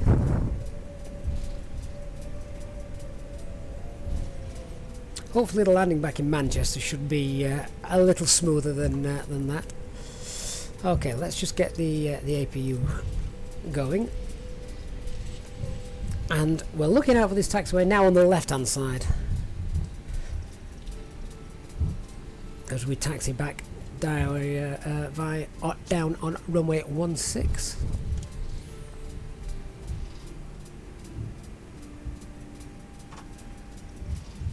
It's dark, isn't it? But it's so eerie. It's realistic though, which is what I love. And I think I say this every stream. I know there are certain bugs in the simulator and the flight dynamics aren't perfect, though Fly-by-Wire are doing a fantastic job of getting those better and better with every release. But the graphics, you could feel that was just as we dropped out of the cloud base and came into land. It was, you know, it gets the heart racing a little bit. Wait for the follow me sledge. I could do with one because at the moment I can't see any taxiway lights. Andy, hello, thanks for joining. Okay, so I can actually see the terminal building there, and I know just from the charts that there is a taxiway very close to that. Do you know what? I get the feeling it's there. There we go. There's the taxiway line that I was looking for.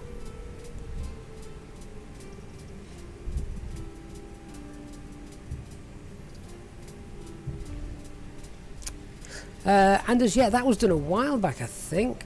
Or at least if you had the dev version. It's been in the dev version for a while, that. So here we go. Santa's going to be waiting to meet us all just here. So yeah, there's just no taxi lights at this airfield.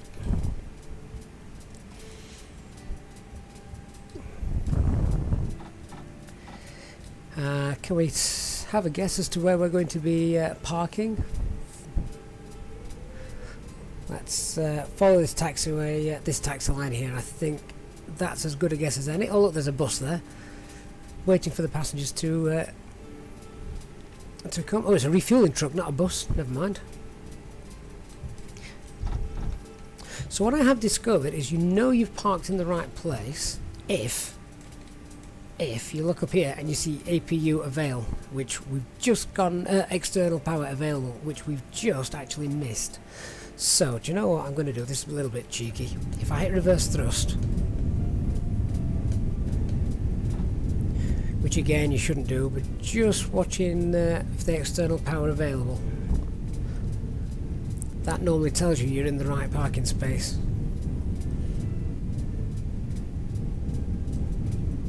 Or not, as the case may be.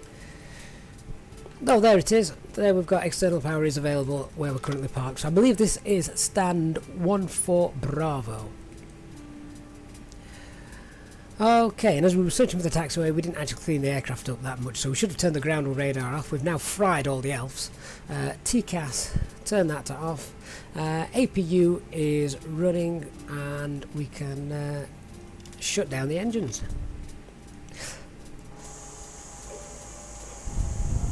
Ground services. Oh, HD, I was reading the stuff yesterday. GPU, I'm sure it said was available, because I didn't make a note of that. Although it says here request pushback, request fuel supply, so, oh, never mind.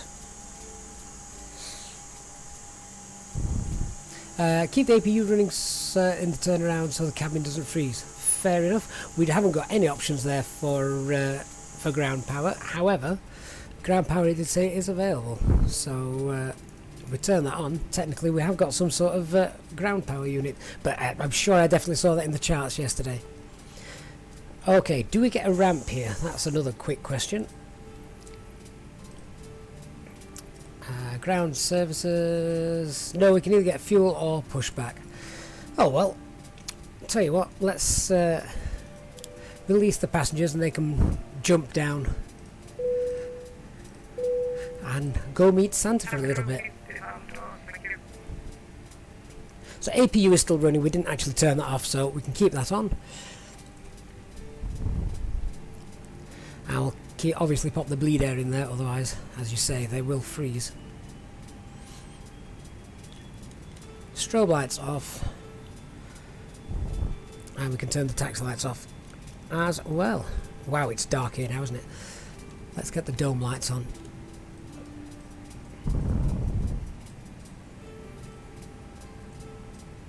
New Airbuses have wireless charging ports. Just park over a big charging plate. I like it.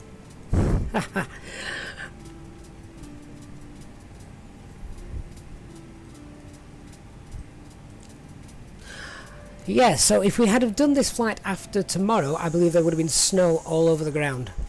Engines are off. We can turn the beacon lights on. Off. They're still going. Okay, so parking, APU bleed as required, so we're leaving that on. Yellow electric pump is off. We didn't do a single engine taxi in. Engines are off, seat belts are off, external lights as required, parking brake chocks as required, and we just set the transponder to 2000. So I'm remaining on VATSIM. We're not going to come out of the aircraft. What I'd like to do is we're now going to see if we can import the next flight plan back to Manchester without having to actually depart and reset the simulator, which would be nice. So that would be good.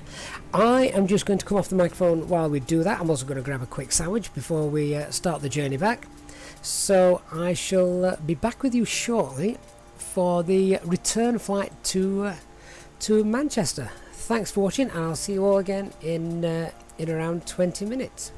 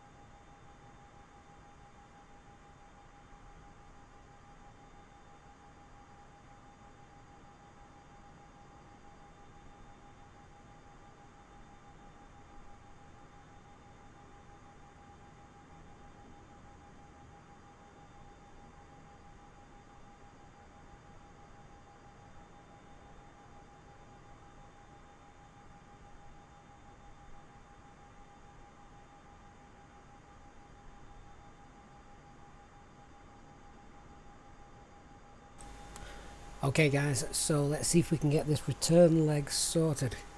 Captain Scoop was the last 747 now for Virgin left Heathrow, so it seems. Sad days for aviation all around at the moment, isn't it? Okay, so let's get the departure set up, and just realised I need a slightly different call sign for this, so 35 Alpha Mike is the return flight on VATSIM for anyone that's tracking that. Let's see then if we can get SimBrief set back up again without the need to have to go back to the flight planning screen in Flight Simulator. So if we go to our init page, let's see what happens. Echo Fox Kilo Tango to Echo Golf Charlie Charlie. So hopefully that then would clear the route, which it has done, so that's good. Let's see if we can import this. I've just popped the flight plan in the chat as well for anyone who wants to download that. So if we go to our init data request, let's see if that updates. There we go, that seems to have done it. That's the right flight number. Fuel on board 10.5 tons. 10.5 tons, oh exactly, which is plenty to get us back, so we don't need to add any fuel, which means if you are doing this and you ever do any tankering, when you go to the performance weights and balance page, that's the block fuel, the trip fuel, etc., taxi fuel that is required from the flight plan. Let me just bring that up and you'll be able to see that. Just hold on 1 second, scroll down. Okay, so they're the figures for the flight plan returning back to Manchester. So all these fuel figures, we've actually got 10.5 tons on board. We have a planned block fuel for this flight, if we were just loading fuel here, of 7.8 tons. Josh, thanks for joining. Emery, hello. Yeah, so we've got plenty on fuel to get board. We don't to get back. We've already got it on board. We do not need to purchase fuel here in Finland, which is good because it's expensive. Okay, so basically all that means is do not press the refuel load. We don't need to do that, but we do, however, need to put our passengers and payload back on. So if we now press that there, you will actually see that our gross weight doesn't change because we're using the exact same fuel load as we did on the way here. So all the kids might weigh a little bit more because they may be stuffed with food, and they've got presents as well, which is actually something you may need to think about if you're doing it properly. They're not going to weigh that much more though, surely. So Emery, oh that's very kind. Super chats are enabled. I think that's the only way at the moment that I've got for donation to the stream, that like little dollar sign that's at the bottom of the chat window that you can see. But don't worry about that if that's not working for you. But thank you very much for the thought. Josh, you're new. In that case, thank you for joining us, and Kind Stone Man as well. Hello, just in time to see us set up for the return flight back to Manchester. So our performance weight and balance page is all done. Our flight plan is actually we've not imported that yet, have we? So now if we do you know what? That doesn't look like we're actually going to be able to import that, does it? Oh, that's a shame. So just try this again. If I went to the init press from SimBrief, everything is there. Go to the init page. Oh no, that's the IRS, which is just the GPS. That's not going to get us in there. Flight plan. All right. Do you know what? We're going to have to do this the old-fashioned way, which is no problem because we can do this again thanks to fly-by-wire. Not sure fat kids will make much difference. I wasn't so much thinking about the sweets, but if they get presents, you know, brought back on board, they're probably books though, aren't they? They're only weigh maybe a collective 10 or 15 kilograms of weight, but never mind. Alright, so we're going to do this the old-fashioned way to get this flight route popped in, but so let's try and do that because for some reason we can't get the flight route working. So we're going to depart back from, it says actually we're going to depart from runway 16. I don't like the idea of that, just because of the taxi time. So let's depart runway 13. I need my Navigraph charts for the new flight. So just bear with me 1 second while we get that set up. So heading back to Manchester, I would like to go. Actually, it says we're going to go direct to Tugpu, according to this. So just open the charts list and get our departures for runway 34. In fact, does it even have any? Oh no, we've just got an overview departure. So basically, takeoff, turn direct. So that's fine. So we're going to take off runway 34, which basically then means that after that waypoint, we're going to go direct to TUGPU is the next waypoint. Okay, so then now I can't remember if there's an actual easy way of doing this, but from Tugpu we're going to go direct to Ibasan, S-A-N. Pop that in there. I know there's a way of typing it in the scratch pad here and just inserting it in. I can't remember if it goes above Manchester or which waypoint it is you're meant to click on. But we've got some airways coming up in a minute, so that'll make things much easier. After Ibsan, we'll direct Raripu. I love these names. Insert that. Type the waypoint. And edit underneath the last one. So is that clicking on the last one, or is that clicking on oh, is that not in the database? Why is that not in the database? Hang on a second. So this is direct from Ibsan. Did I spell it incorrectly? R-E-R-P-U.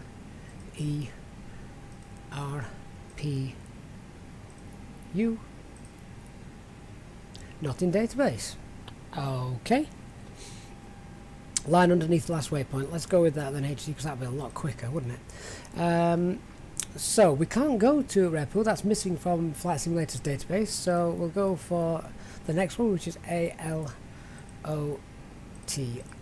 So if we click that here, does that fill it in? Oh, no, it doesn't. So we're actually going to have to do it the long way around. Oh, hang on. Oh, where's that put that? That's not in the right place. Or is it? Has it worked itself out? No, it's not. Do you know what? Let's go back. Delete that. That's in the wrong place. Okay, we'll have to do it the long way around then. I knew there was a quicker way, but that doesn't seem to be implemented. So ALOTI. That one's working. Try it where it says Manchester. Let's pop that in. So just insert that. I just realised you can't see my mouse cursor. Let me turn that on. Then you've got an idea of where I'm trying to click. Capture the cursor. There we go. Okay, so then, oh, actually, we're going on to airways then. So we are having to go. We're going to have to type Aloti. So after Aloti, we're going uniform Mike 89. Uniform Mike 89. After uniform Mike 89, uniform Mike 82. Uniform Mike 82. That should auto-populate over here. Rivot, it does. Like it when it works. Next airway, uniform Papa 16. After uniform Papa 16, it's uniform Papa 18. And then after uniform Papa 18, it's direct to Tilney, and then we're on the Rosmond arrival. So just pop that in. TILNI.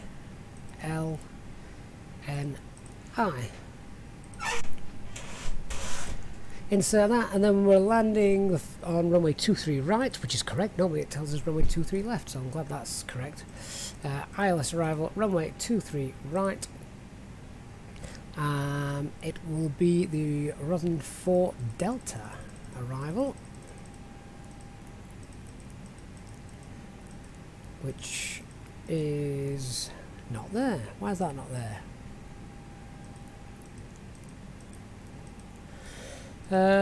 Okay, back to the charts. Can we use an alternate arrival for that? How annoying. Runway 23 right. Where's the last waypoint? It is... Oh, we can actually use the Dale 4 Delta arrival instead. The issue will be if they tell us a Manchester ATC is online and they tell us to do that, and we'll just have to say, sorry, we are unable. Okay, now because I've coded that in myself, I am going to check that all this works in the plan. Whilst we're doing this, we ought to get the passengers on board, didn't we? So let's tell them to get those doors open.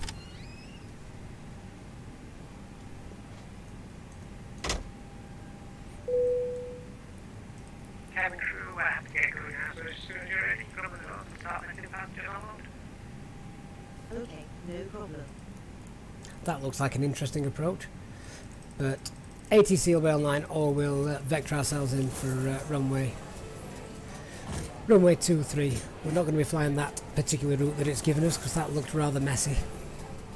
Alright, so let's get going, let's get set up. Yeah, Rosen 2 Bravo, I've got that on the charts as well.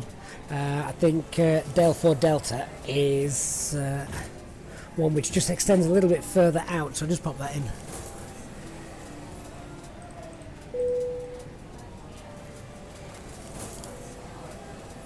Make sure all the signs are on, which they are. And we don't have to do the full cold and dark setup because obviously we are not cold and dark.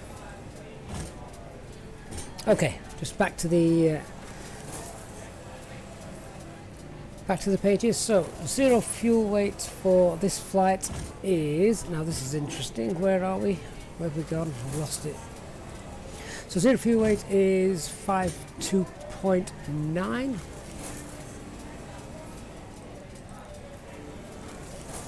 Those figures are left over from the outbound flight.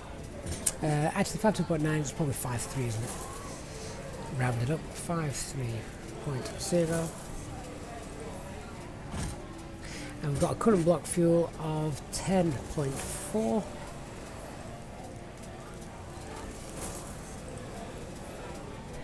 And we now have the headwind. Obviously we had the tailwind going there, so we've now got a headwind of 46. So this flight is slightly longer on the way back. Predicted fuel, estimated fuel on board at Manchester, 4.2 tonnes. So that looks very good to me. So performance, transition altitude here is, I have to grab this from the charts, there's no ATC online to get that. I think it's 5,000.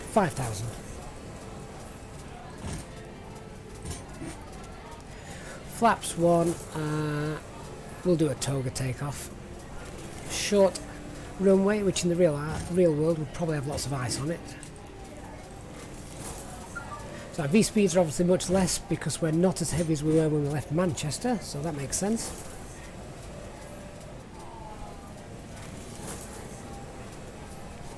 I'll come back and check the chat out in a moment, guys. Just would love to try and be airborne by 1400 Zulu. Get back in time for my tea. So, flight plan sorted, init A, init B all sorted, predicted fuel done, performance page is correct. Just check we don't need to re-enter flaps 1 for another flight. No, we don't. These speeds are all accurate. That's good.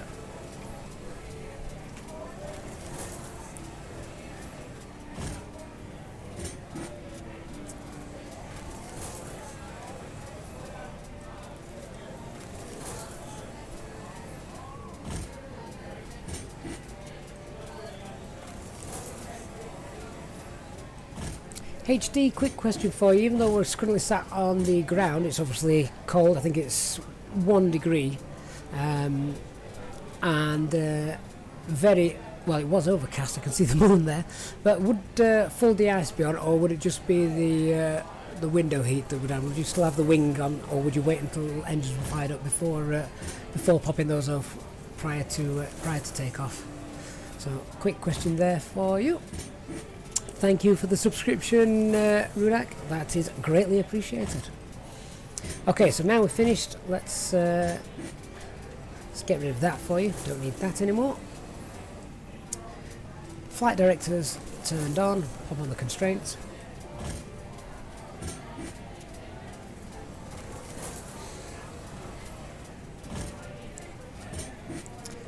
So what I do need to check is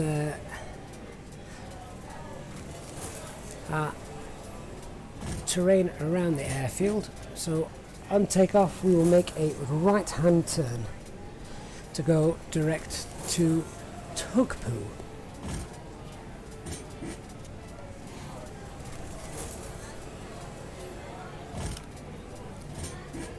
So all those excited children should be more or less on board now, which is nice.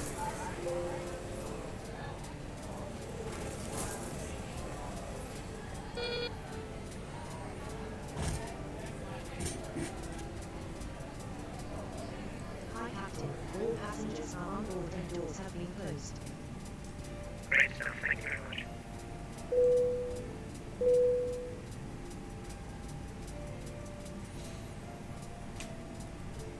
Okay, so with no taxi lights here, I may have to nip outside to have a look at how we're doing with the pushback. Hello from Flight Deck. My name is Gavin and I'm your captain today, and I'd like to welcome you on board this EGCC-EFKT-EGCC aircraft. We're not expecting any delays, we're going to get pushed back pretty soon. The guys on the ground have just popped the last of the luggage away, so if you can assist the cabin crew and get yourself sat down, seatbelt on, everything fastened, and give your full attention throughout the safety briefing, and we'll get going as soon as possible. Once again, thank you for tuning in here, and help me through the flight today. I just realised the automated message saying the pilot was away was still populating the chat. We'll get rid of that.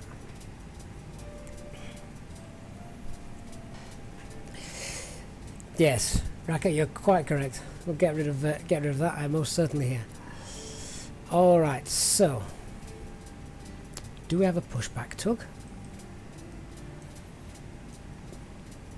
I'm going to pop the taxi lights on. Do we have anyone to push us back?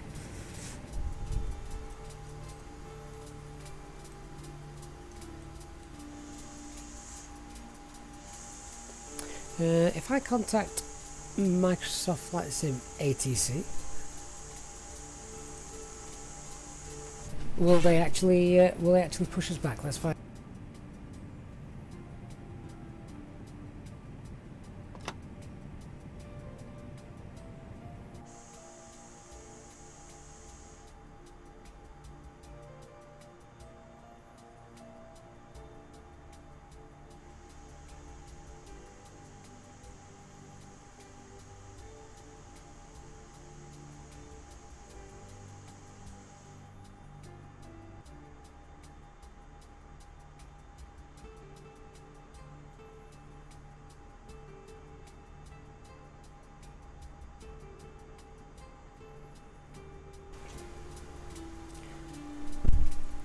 So yeah, with the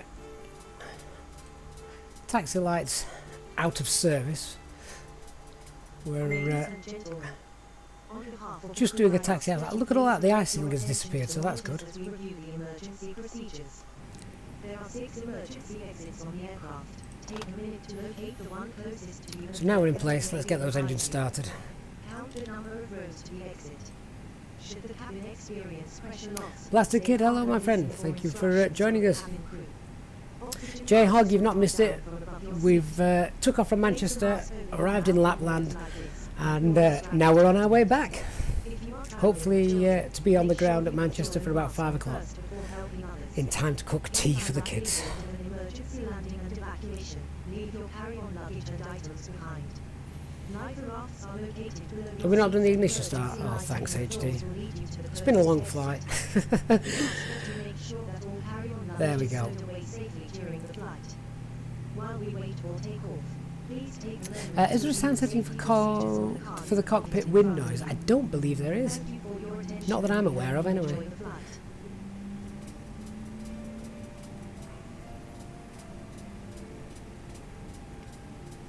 So engine mode selection, I think now. There we go. We are in ignition start. Engine 1 stabilised. Starting engine 2.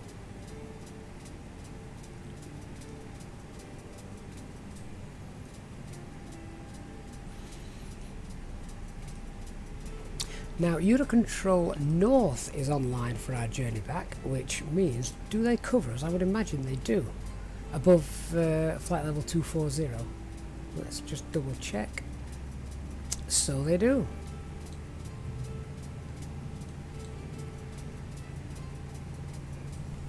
I can see just on the radar for VATSIM as well, there is a Jet 2 pilot who's coming in on runway 16 by the looks of things. That could be interesting.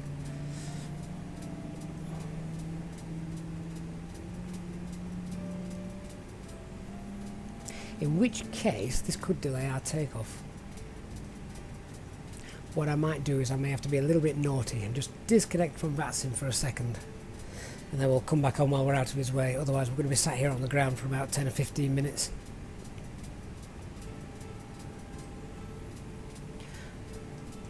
Okay, engine mode selector normal. APU off. APU bleed off. Did I not turn the beacon lights on? I need shared cockpit mode.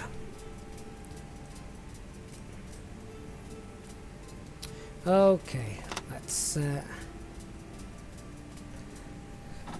taxi. Takeoff runway is runway 32.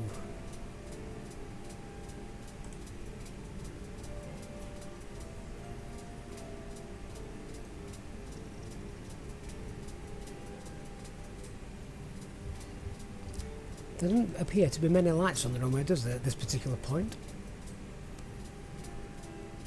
So it'll be a left turn and turn around at the end.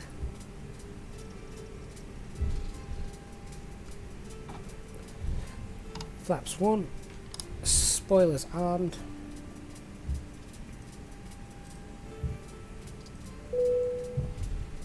Coming through, what about ready for Pushback? Self-loading cargo, giving us a rather late message there.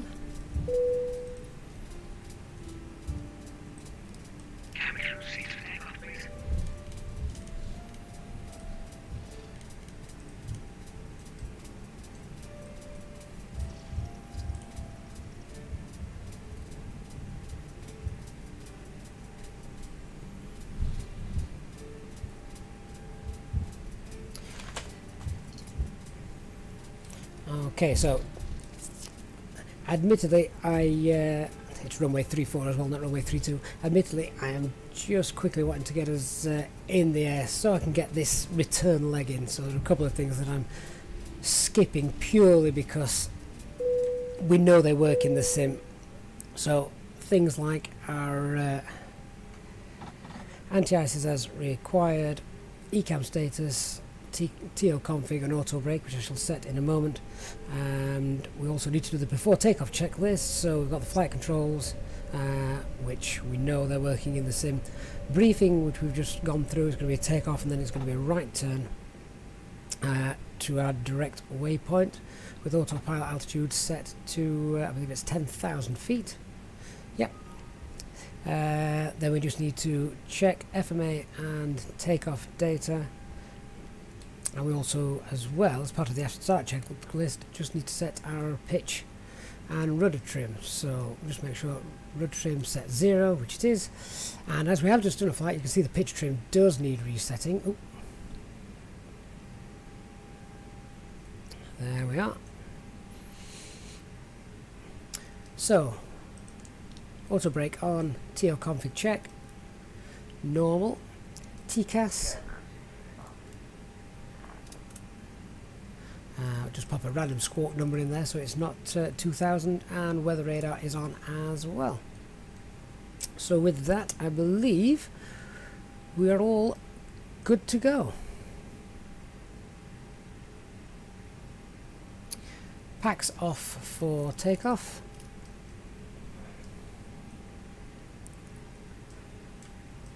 Start the chrono. Actually, we need to reset that. That's still been running. There we go. I beat you to it, HD. I don't know if there's a delay in the stream, but the packs are off. And it's toga thrust. Man toga, SRS, and runway.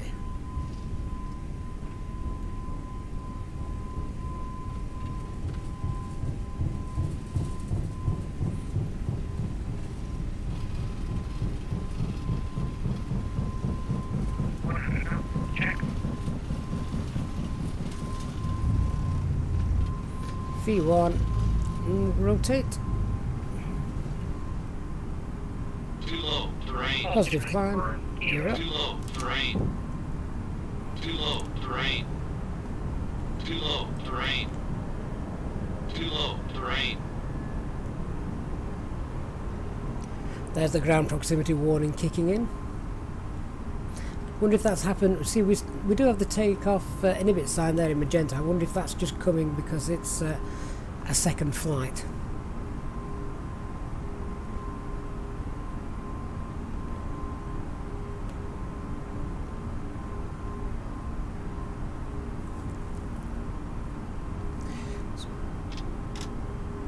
So set climb thrust.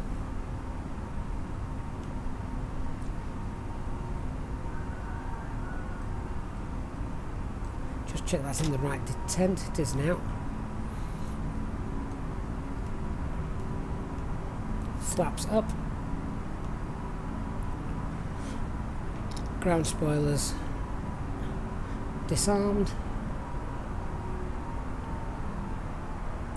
And the packs need to go back on as well, but I can't look at those for the minute. There we go. Stabilising the turn, so packs can now go back on.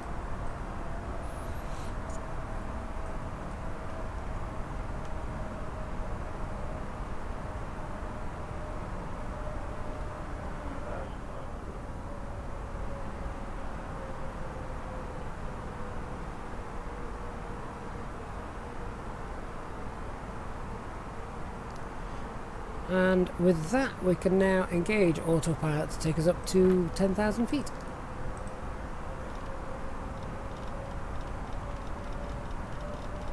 Same climb rate as before, 2,500 feet should do nicely.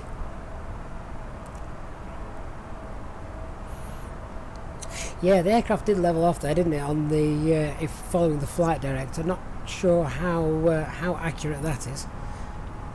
Certainly there is terrain around here. I wouldn't want to be flying level for a long period of time, so maybe a flight director issue just as it's trying to target 250 knots.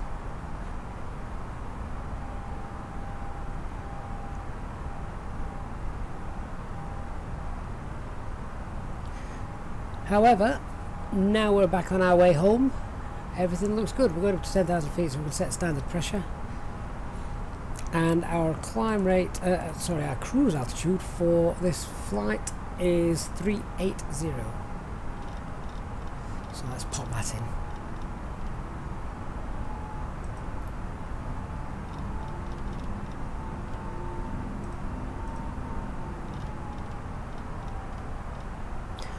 We don't use open climb mode just because it doesn't work correctly. You'll end up climbing at 6,000 feet per minute if you leave that.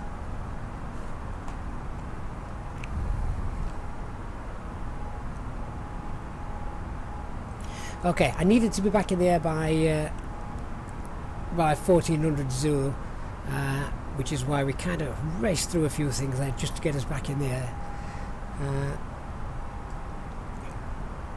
Thankfully, in a simulator, we can do that. Obviously not in the real world.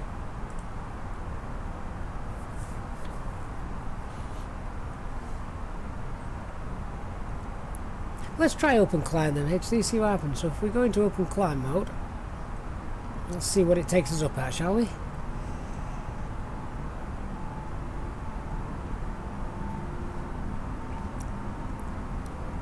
I've not been looking at the chat too much, guys, just while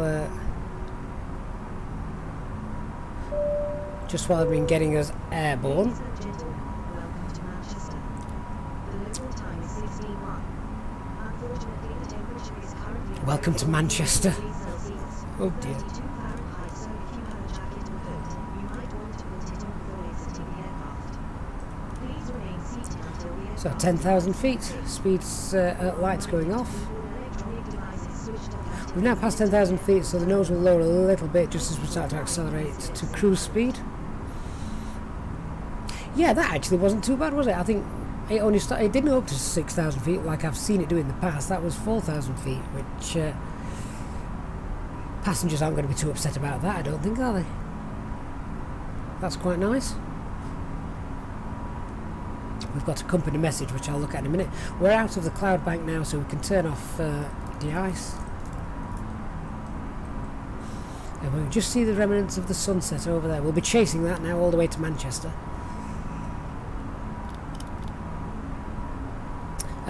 I've not put the flight plan in the chat, have I, for this return leg, which is here.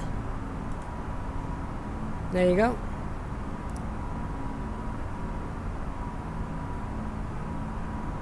Portable devices message can now go off.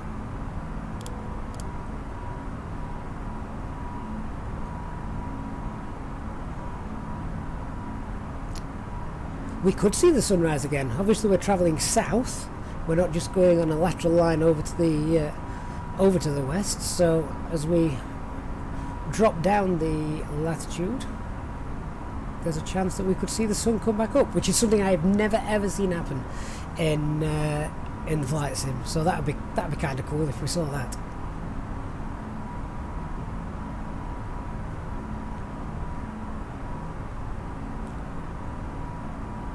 That's a good question, Christian, because to be honest, I rarely use the standby altimeter. Sometimes what I will do is if I'm getting the METAR from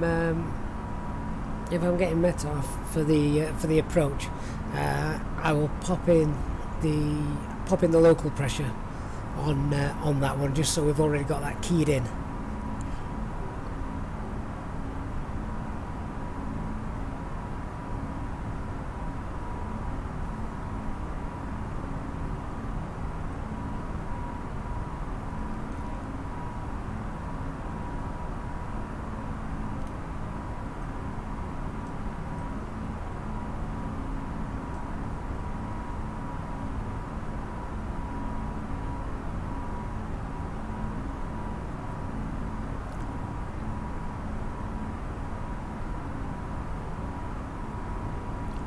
Hector, I'm sure someone will advise you on that. I'm the last person you want to be taking computer expert guidance from. Although an i3, I think it depends on a lot of other things as well.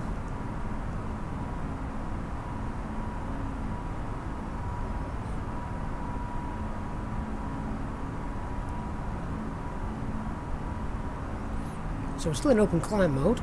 In fact, what we can do, or we could do, is go into managed mode, which is what I normally do above 10,000 feet, because that works quite nicely. Although, open climb's doing it rather well, so we'll just leave it in open climb. 2,700 feet per minute. We're certainly not as heavy as we were on the inbound leg, on the outbound leg.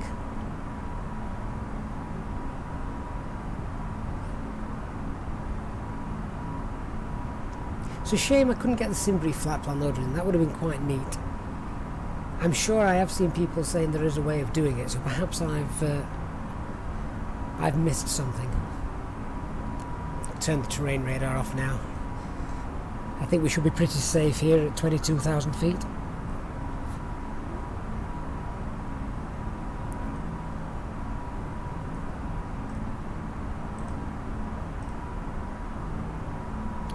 What I am going to do is I'm going to stop our climb at 240 just because Eurocontrol is online. or it was. Are they still online? 13345. So let's give them a call.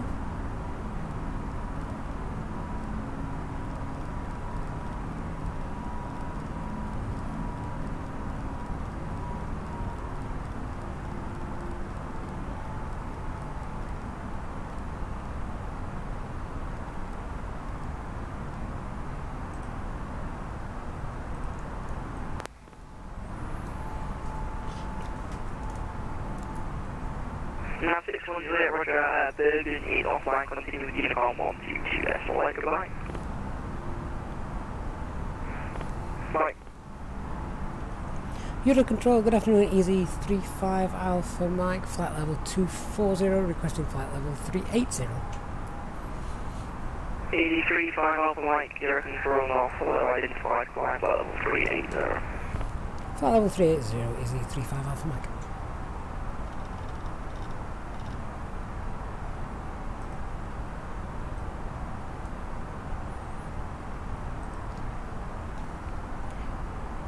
Okay, so we're cleared up to our cruise altitude, which is nice. Seatbelts can come off. Emirates 159, Eurocontrol, Alpha, squawk 0414. And they can start serving alcohol on board. I'm sure the parents need it after the kids are filled with sugar.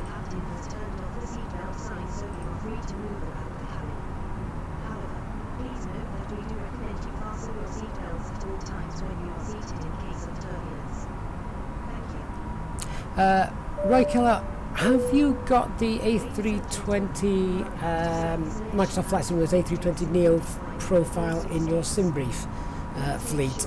If not, you do need to make sure you've got that, otherwise the weights will be out. Emirates 159, identified level 350, you're flying west, you need an even level, would you prefer 360 or 340?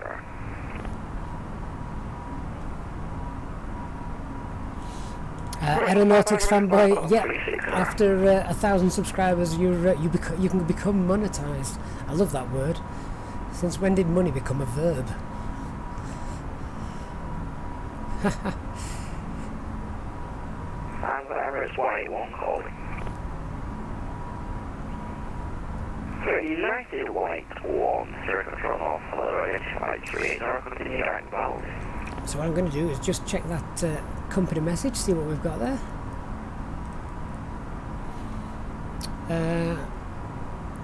This is still to come, by the way, this ATC menu. What they're trying to do is get it integrated with VATSIM, I think, so they can send messages via, so I'm going to get the acronym wrong, CLPCD, is it? HD, help me out. Basically, you can just uplink position reports and also get clearances sent through to you on the display, which is a lot quicker when there's heavy traffic load.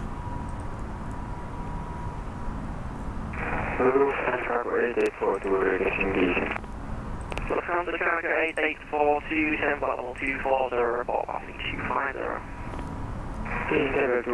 Report passing 250, number 8842. CPDLC, that's the one. I knew it had C's, D's, L's and P's in it.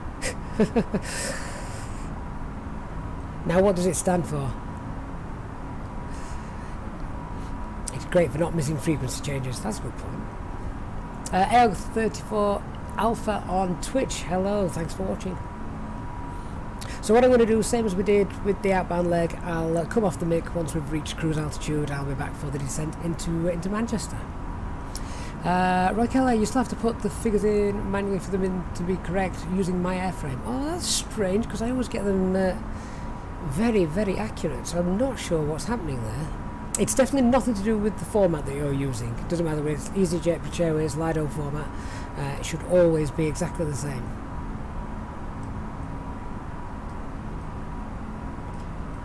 So, if Jupiter and Saturn were to be in the simulator with the conjunction, it would be somewhere in front of us, I believe.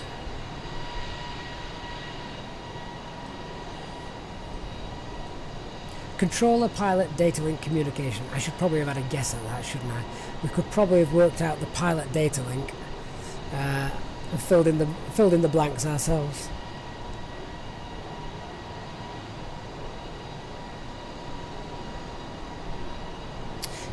Christian, yes, you can. So basically, I know I've not got Navigraph on my. I basically have it on the tablet, not on the computer. Trying to keep it real. But basically, if I just pull up the approach chart for Manchester, which is runway 23 right. Have a look. So you basically if you go to the airport and go to your approach charts, so runway 23 right, we'll get that opened. The MSA is normally found in the top right hand corner, and it basically from the centre, it's based around the centre of the airfield. So just looking at Manchester, to the north of the airfield, minimum safe altitude is 3,500 feet. To the southwest of the airfield, it's 2,400 feet, and to the southeast of the airfield, it's 3,100 feet. So there's your minimum safe altitudes, from all based around Manchester VOR. Actually, it does state that on there.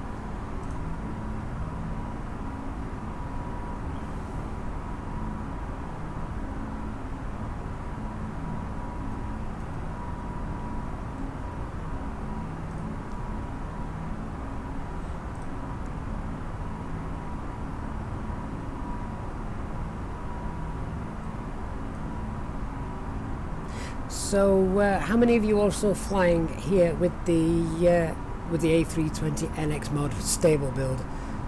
It's a work of art.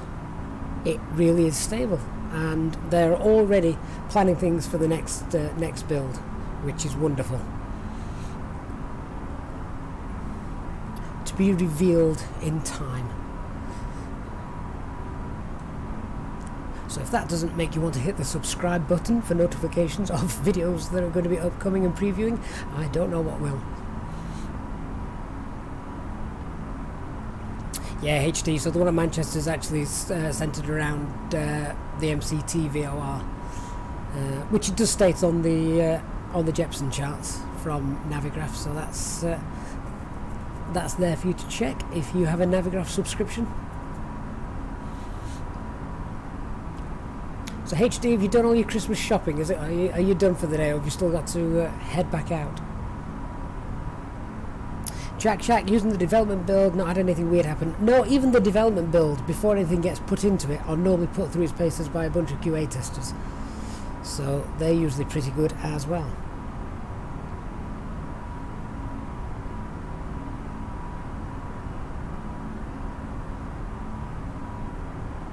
And Ralph, you're right, yep, we're flying back into the light. Maybe a small chance of the sun rising again as we're heading south. We shall see. In fact, can anyone find out the sunset time at Manchester? That would be interesting. What time will the sun set tonight? It's the shortest day, isn't it? So it's going to be early. But we're looking with this to arrive in Manchester at... Oh god, that's cutting it close. 1708.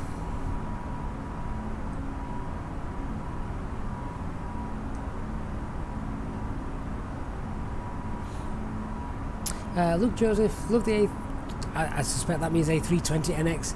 However, on landing, I don't have the altitude callouts anymore. Well, that's strange. 842, shortly leaving my airspace, border is offline, continue Unicom 122S, flight, goodbye. Okay, so if the sunset time is 15:52, 15:51, we're probably not going to... that's like the latest time we'll be able to get there, isn't it?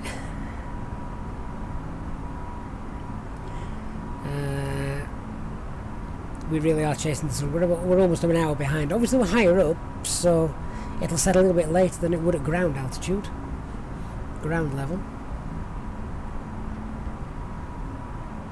But I think we're going to be close to an hour away from seeing it.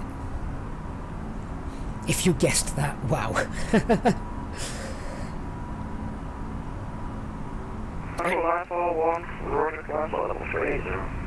And of course tonight, it's the conjunction, isn't it?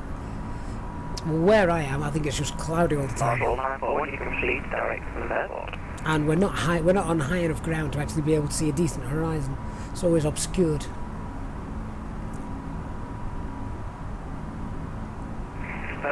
Victor, Echo Victor, Oscar Delta.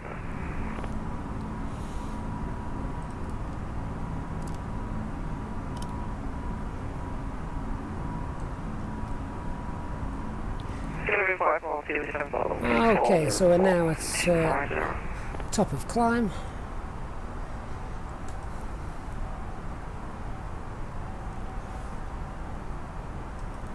And we just check everything looks normal on the ECAM pages.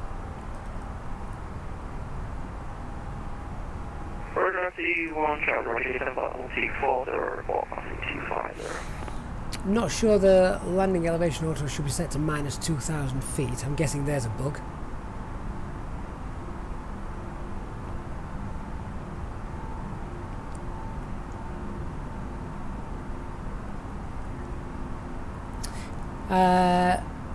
So J-Hog went to Bradfield, saw it last night. Bradfield's very high up, you get a great view there. HD, you saw it driving home the other night.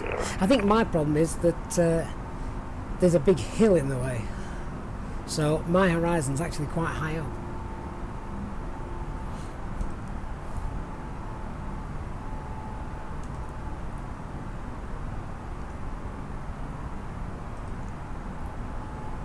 Yeah, so Manchester's not minus 2,000 feet below sea level, is it?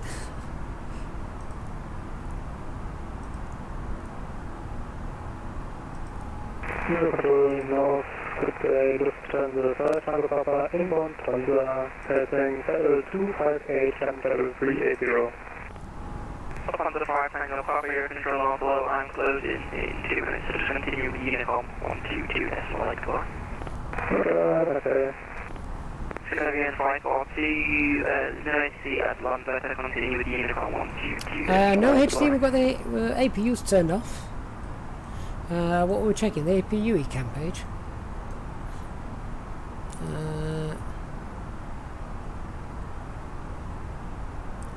Let me know if there's something else you were checking out there. The electric page. Hang on then.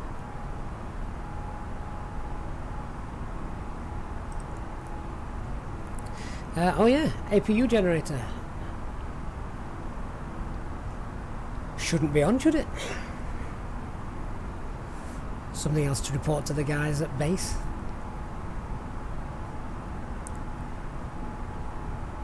Denora, we're now heading back to Manchester from Kittila. I can't say it. Kittila, is that it? How the Finnish pronounce it? Lapland. Generator 2 is off, apparently, according to this page. APU generator is on, although I'm pretty certain that they're not. No lights on the overhead. Resetting generator 2. Let's try.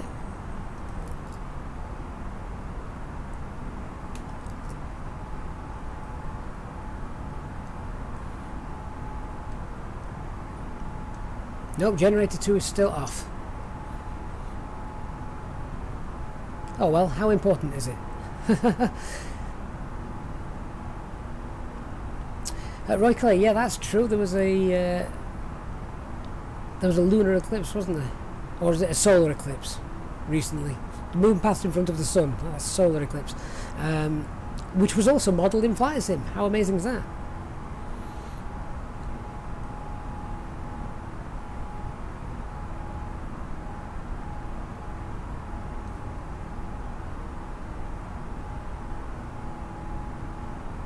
So yeah, HD doing that didn't seem to reset anything there, and as you say, the APU appears to be stuck on.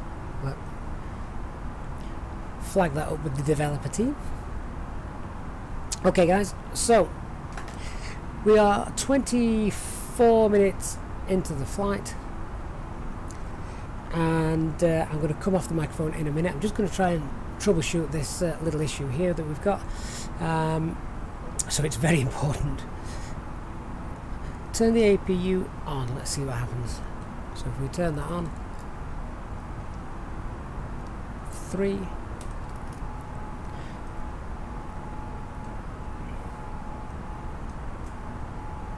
see if that makes a difference. It's going to take a couple of minutes just for that to get going, doesn't it?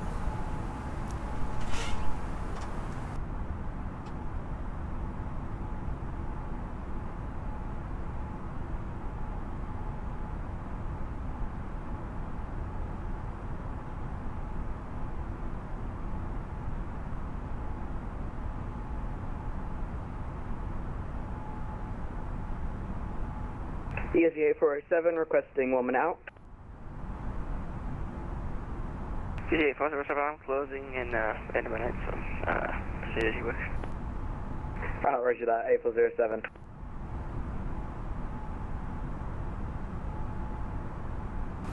Yeah, so that's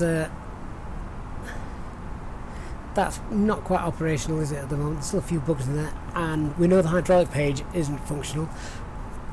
So I'm sure it's things that are going to be worked on. Christian, next episode of Long Haul Friday sadly will not be on a Friday. As we move into the new year, my wife's hours are changing, so I'm going to have the kids on a Friday, so long haul Fridays will not be an option. We're going to have to do something like long haul Mondays. Who wants to do long haul on a Monday? Maybe long haul Wednesdays. I don't know. Or maybe long haul Monday will actually make Mondays a bit more bearable at going back to work. Might have a vote on it. When would you like long hauls to be? It can either be for certain a Monday, Tuesday, or a Wednesday. We'll leave that to you. Yeah, let's turn that APU off. We don't need to burn any extra fuel. Although, I don't think it would matter. Because it doesn't burn it as realistically as it should at the moment.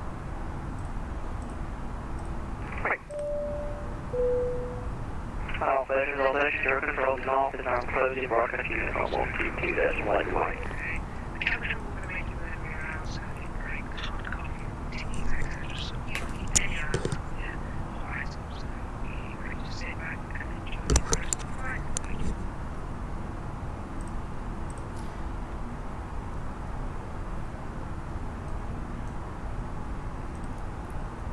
Okay, so in terms of failures on the ECAM, I've not actually set a failure up. You obviously can do that in the flight sim. You might have to have a little play, see if that works.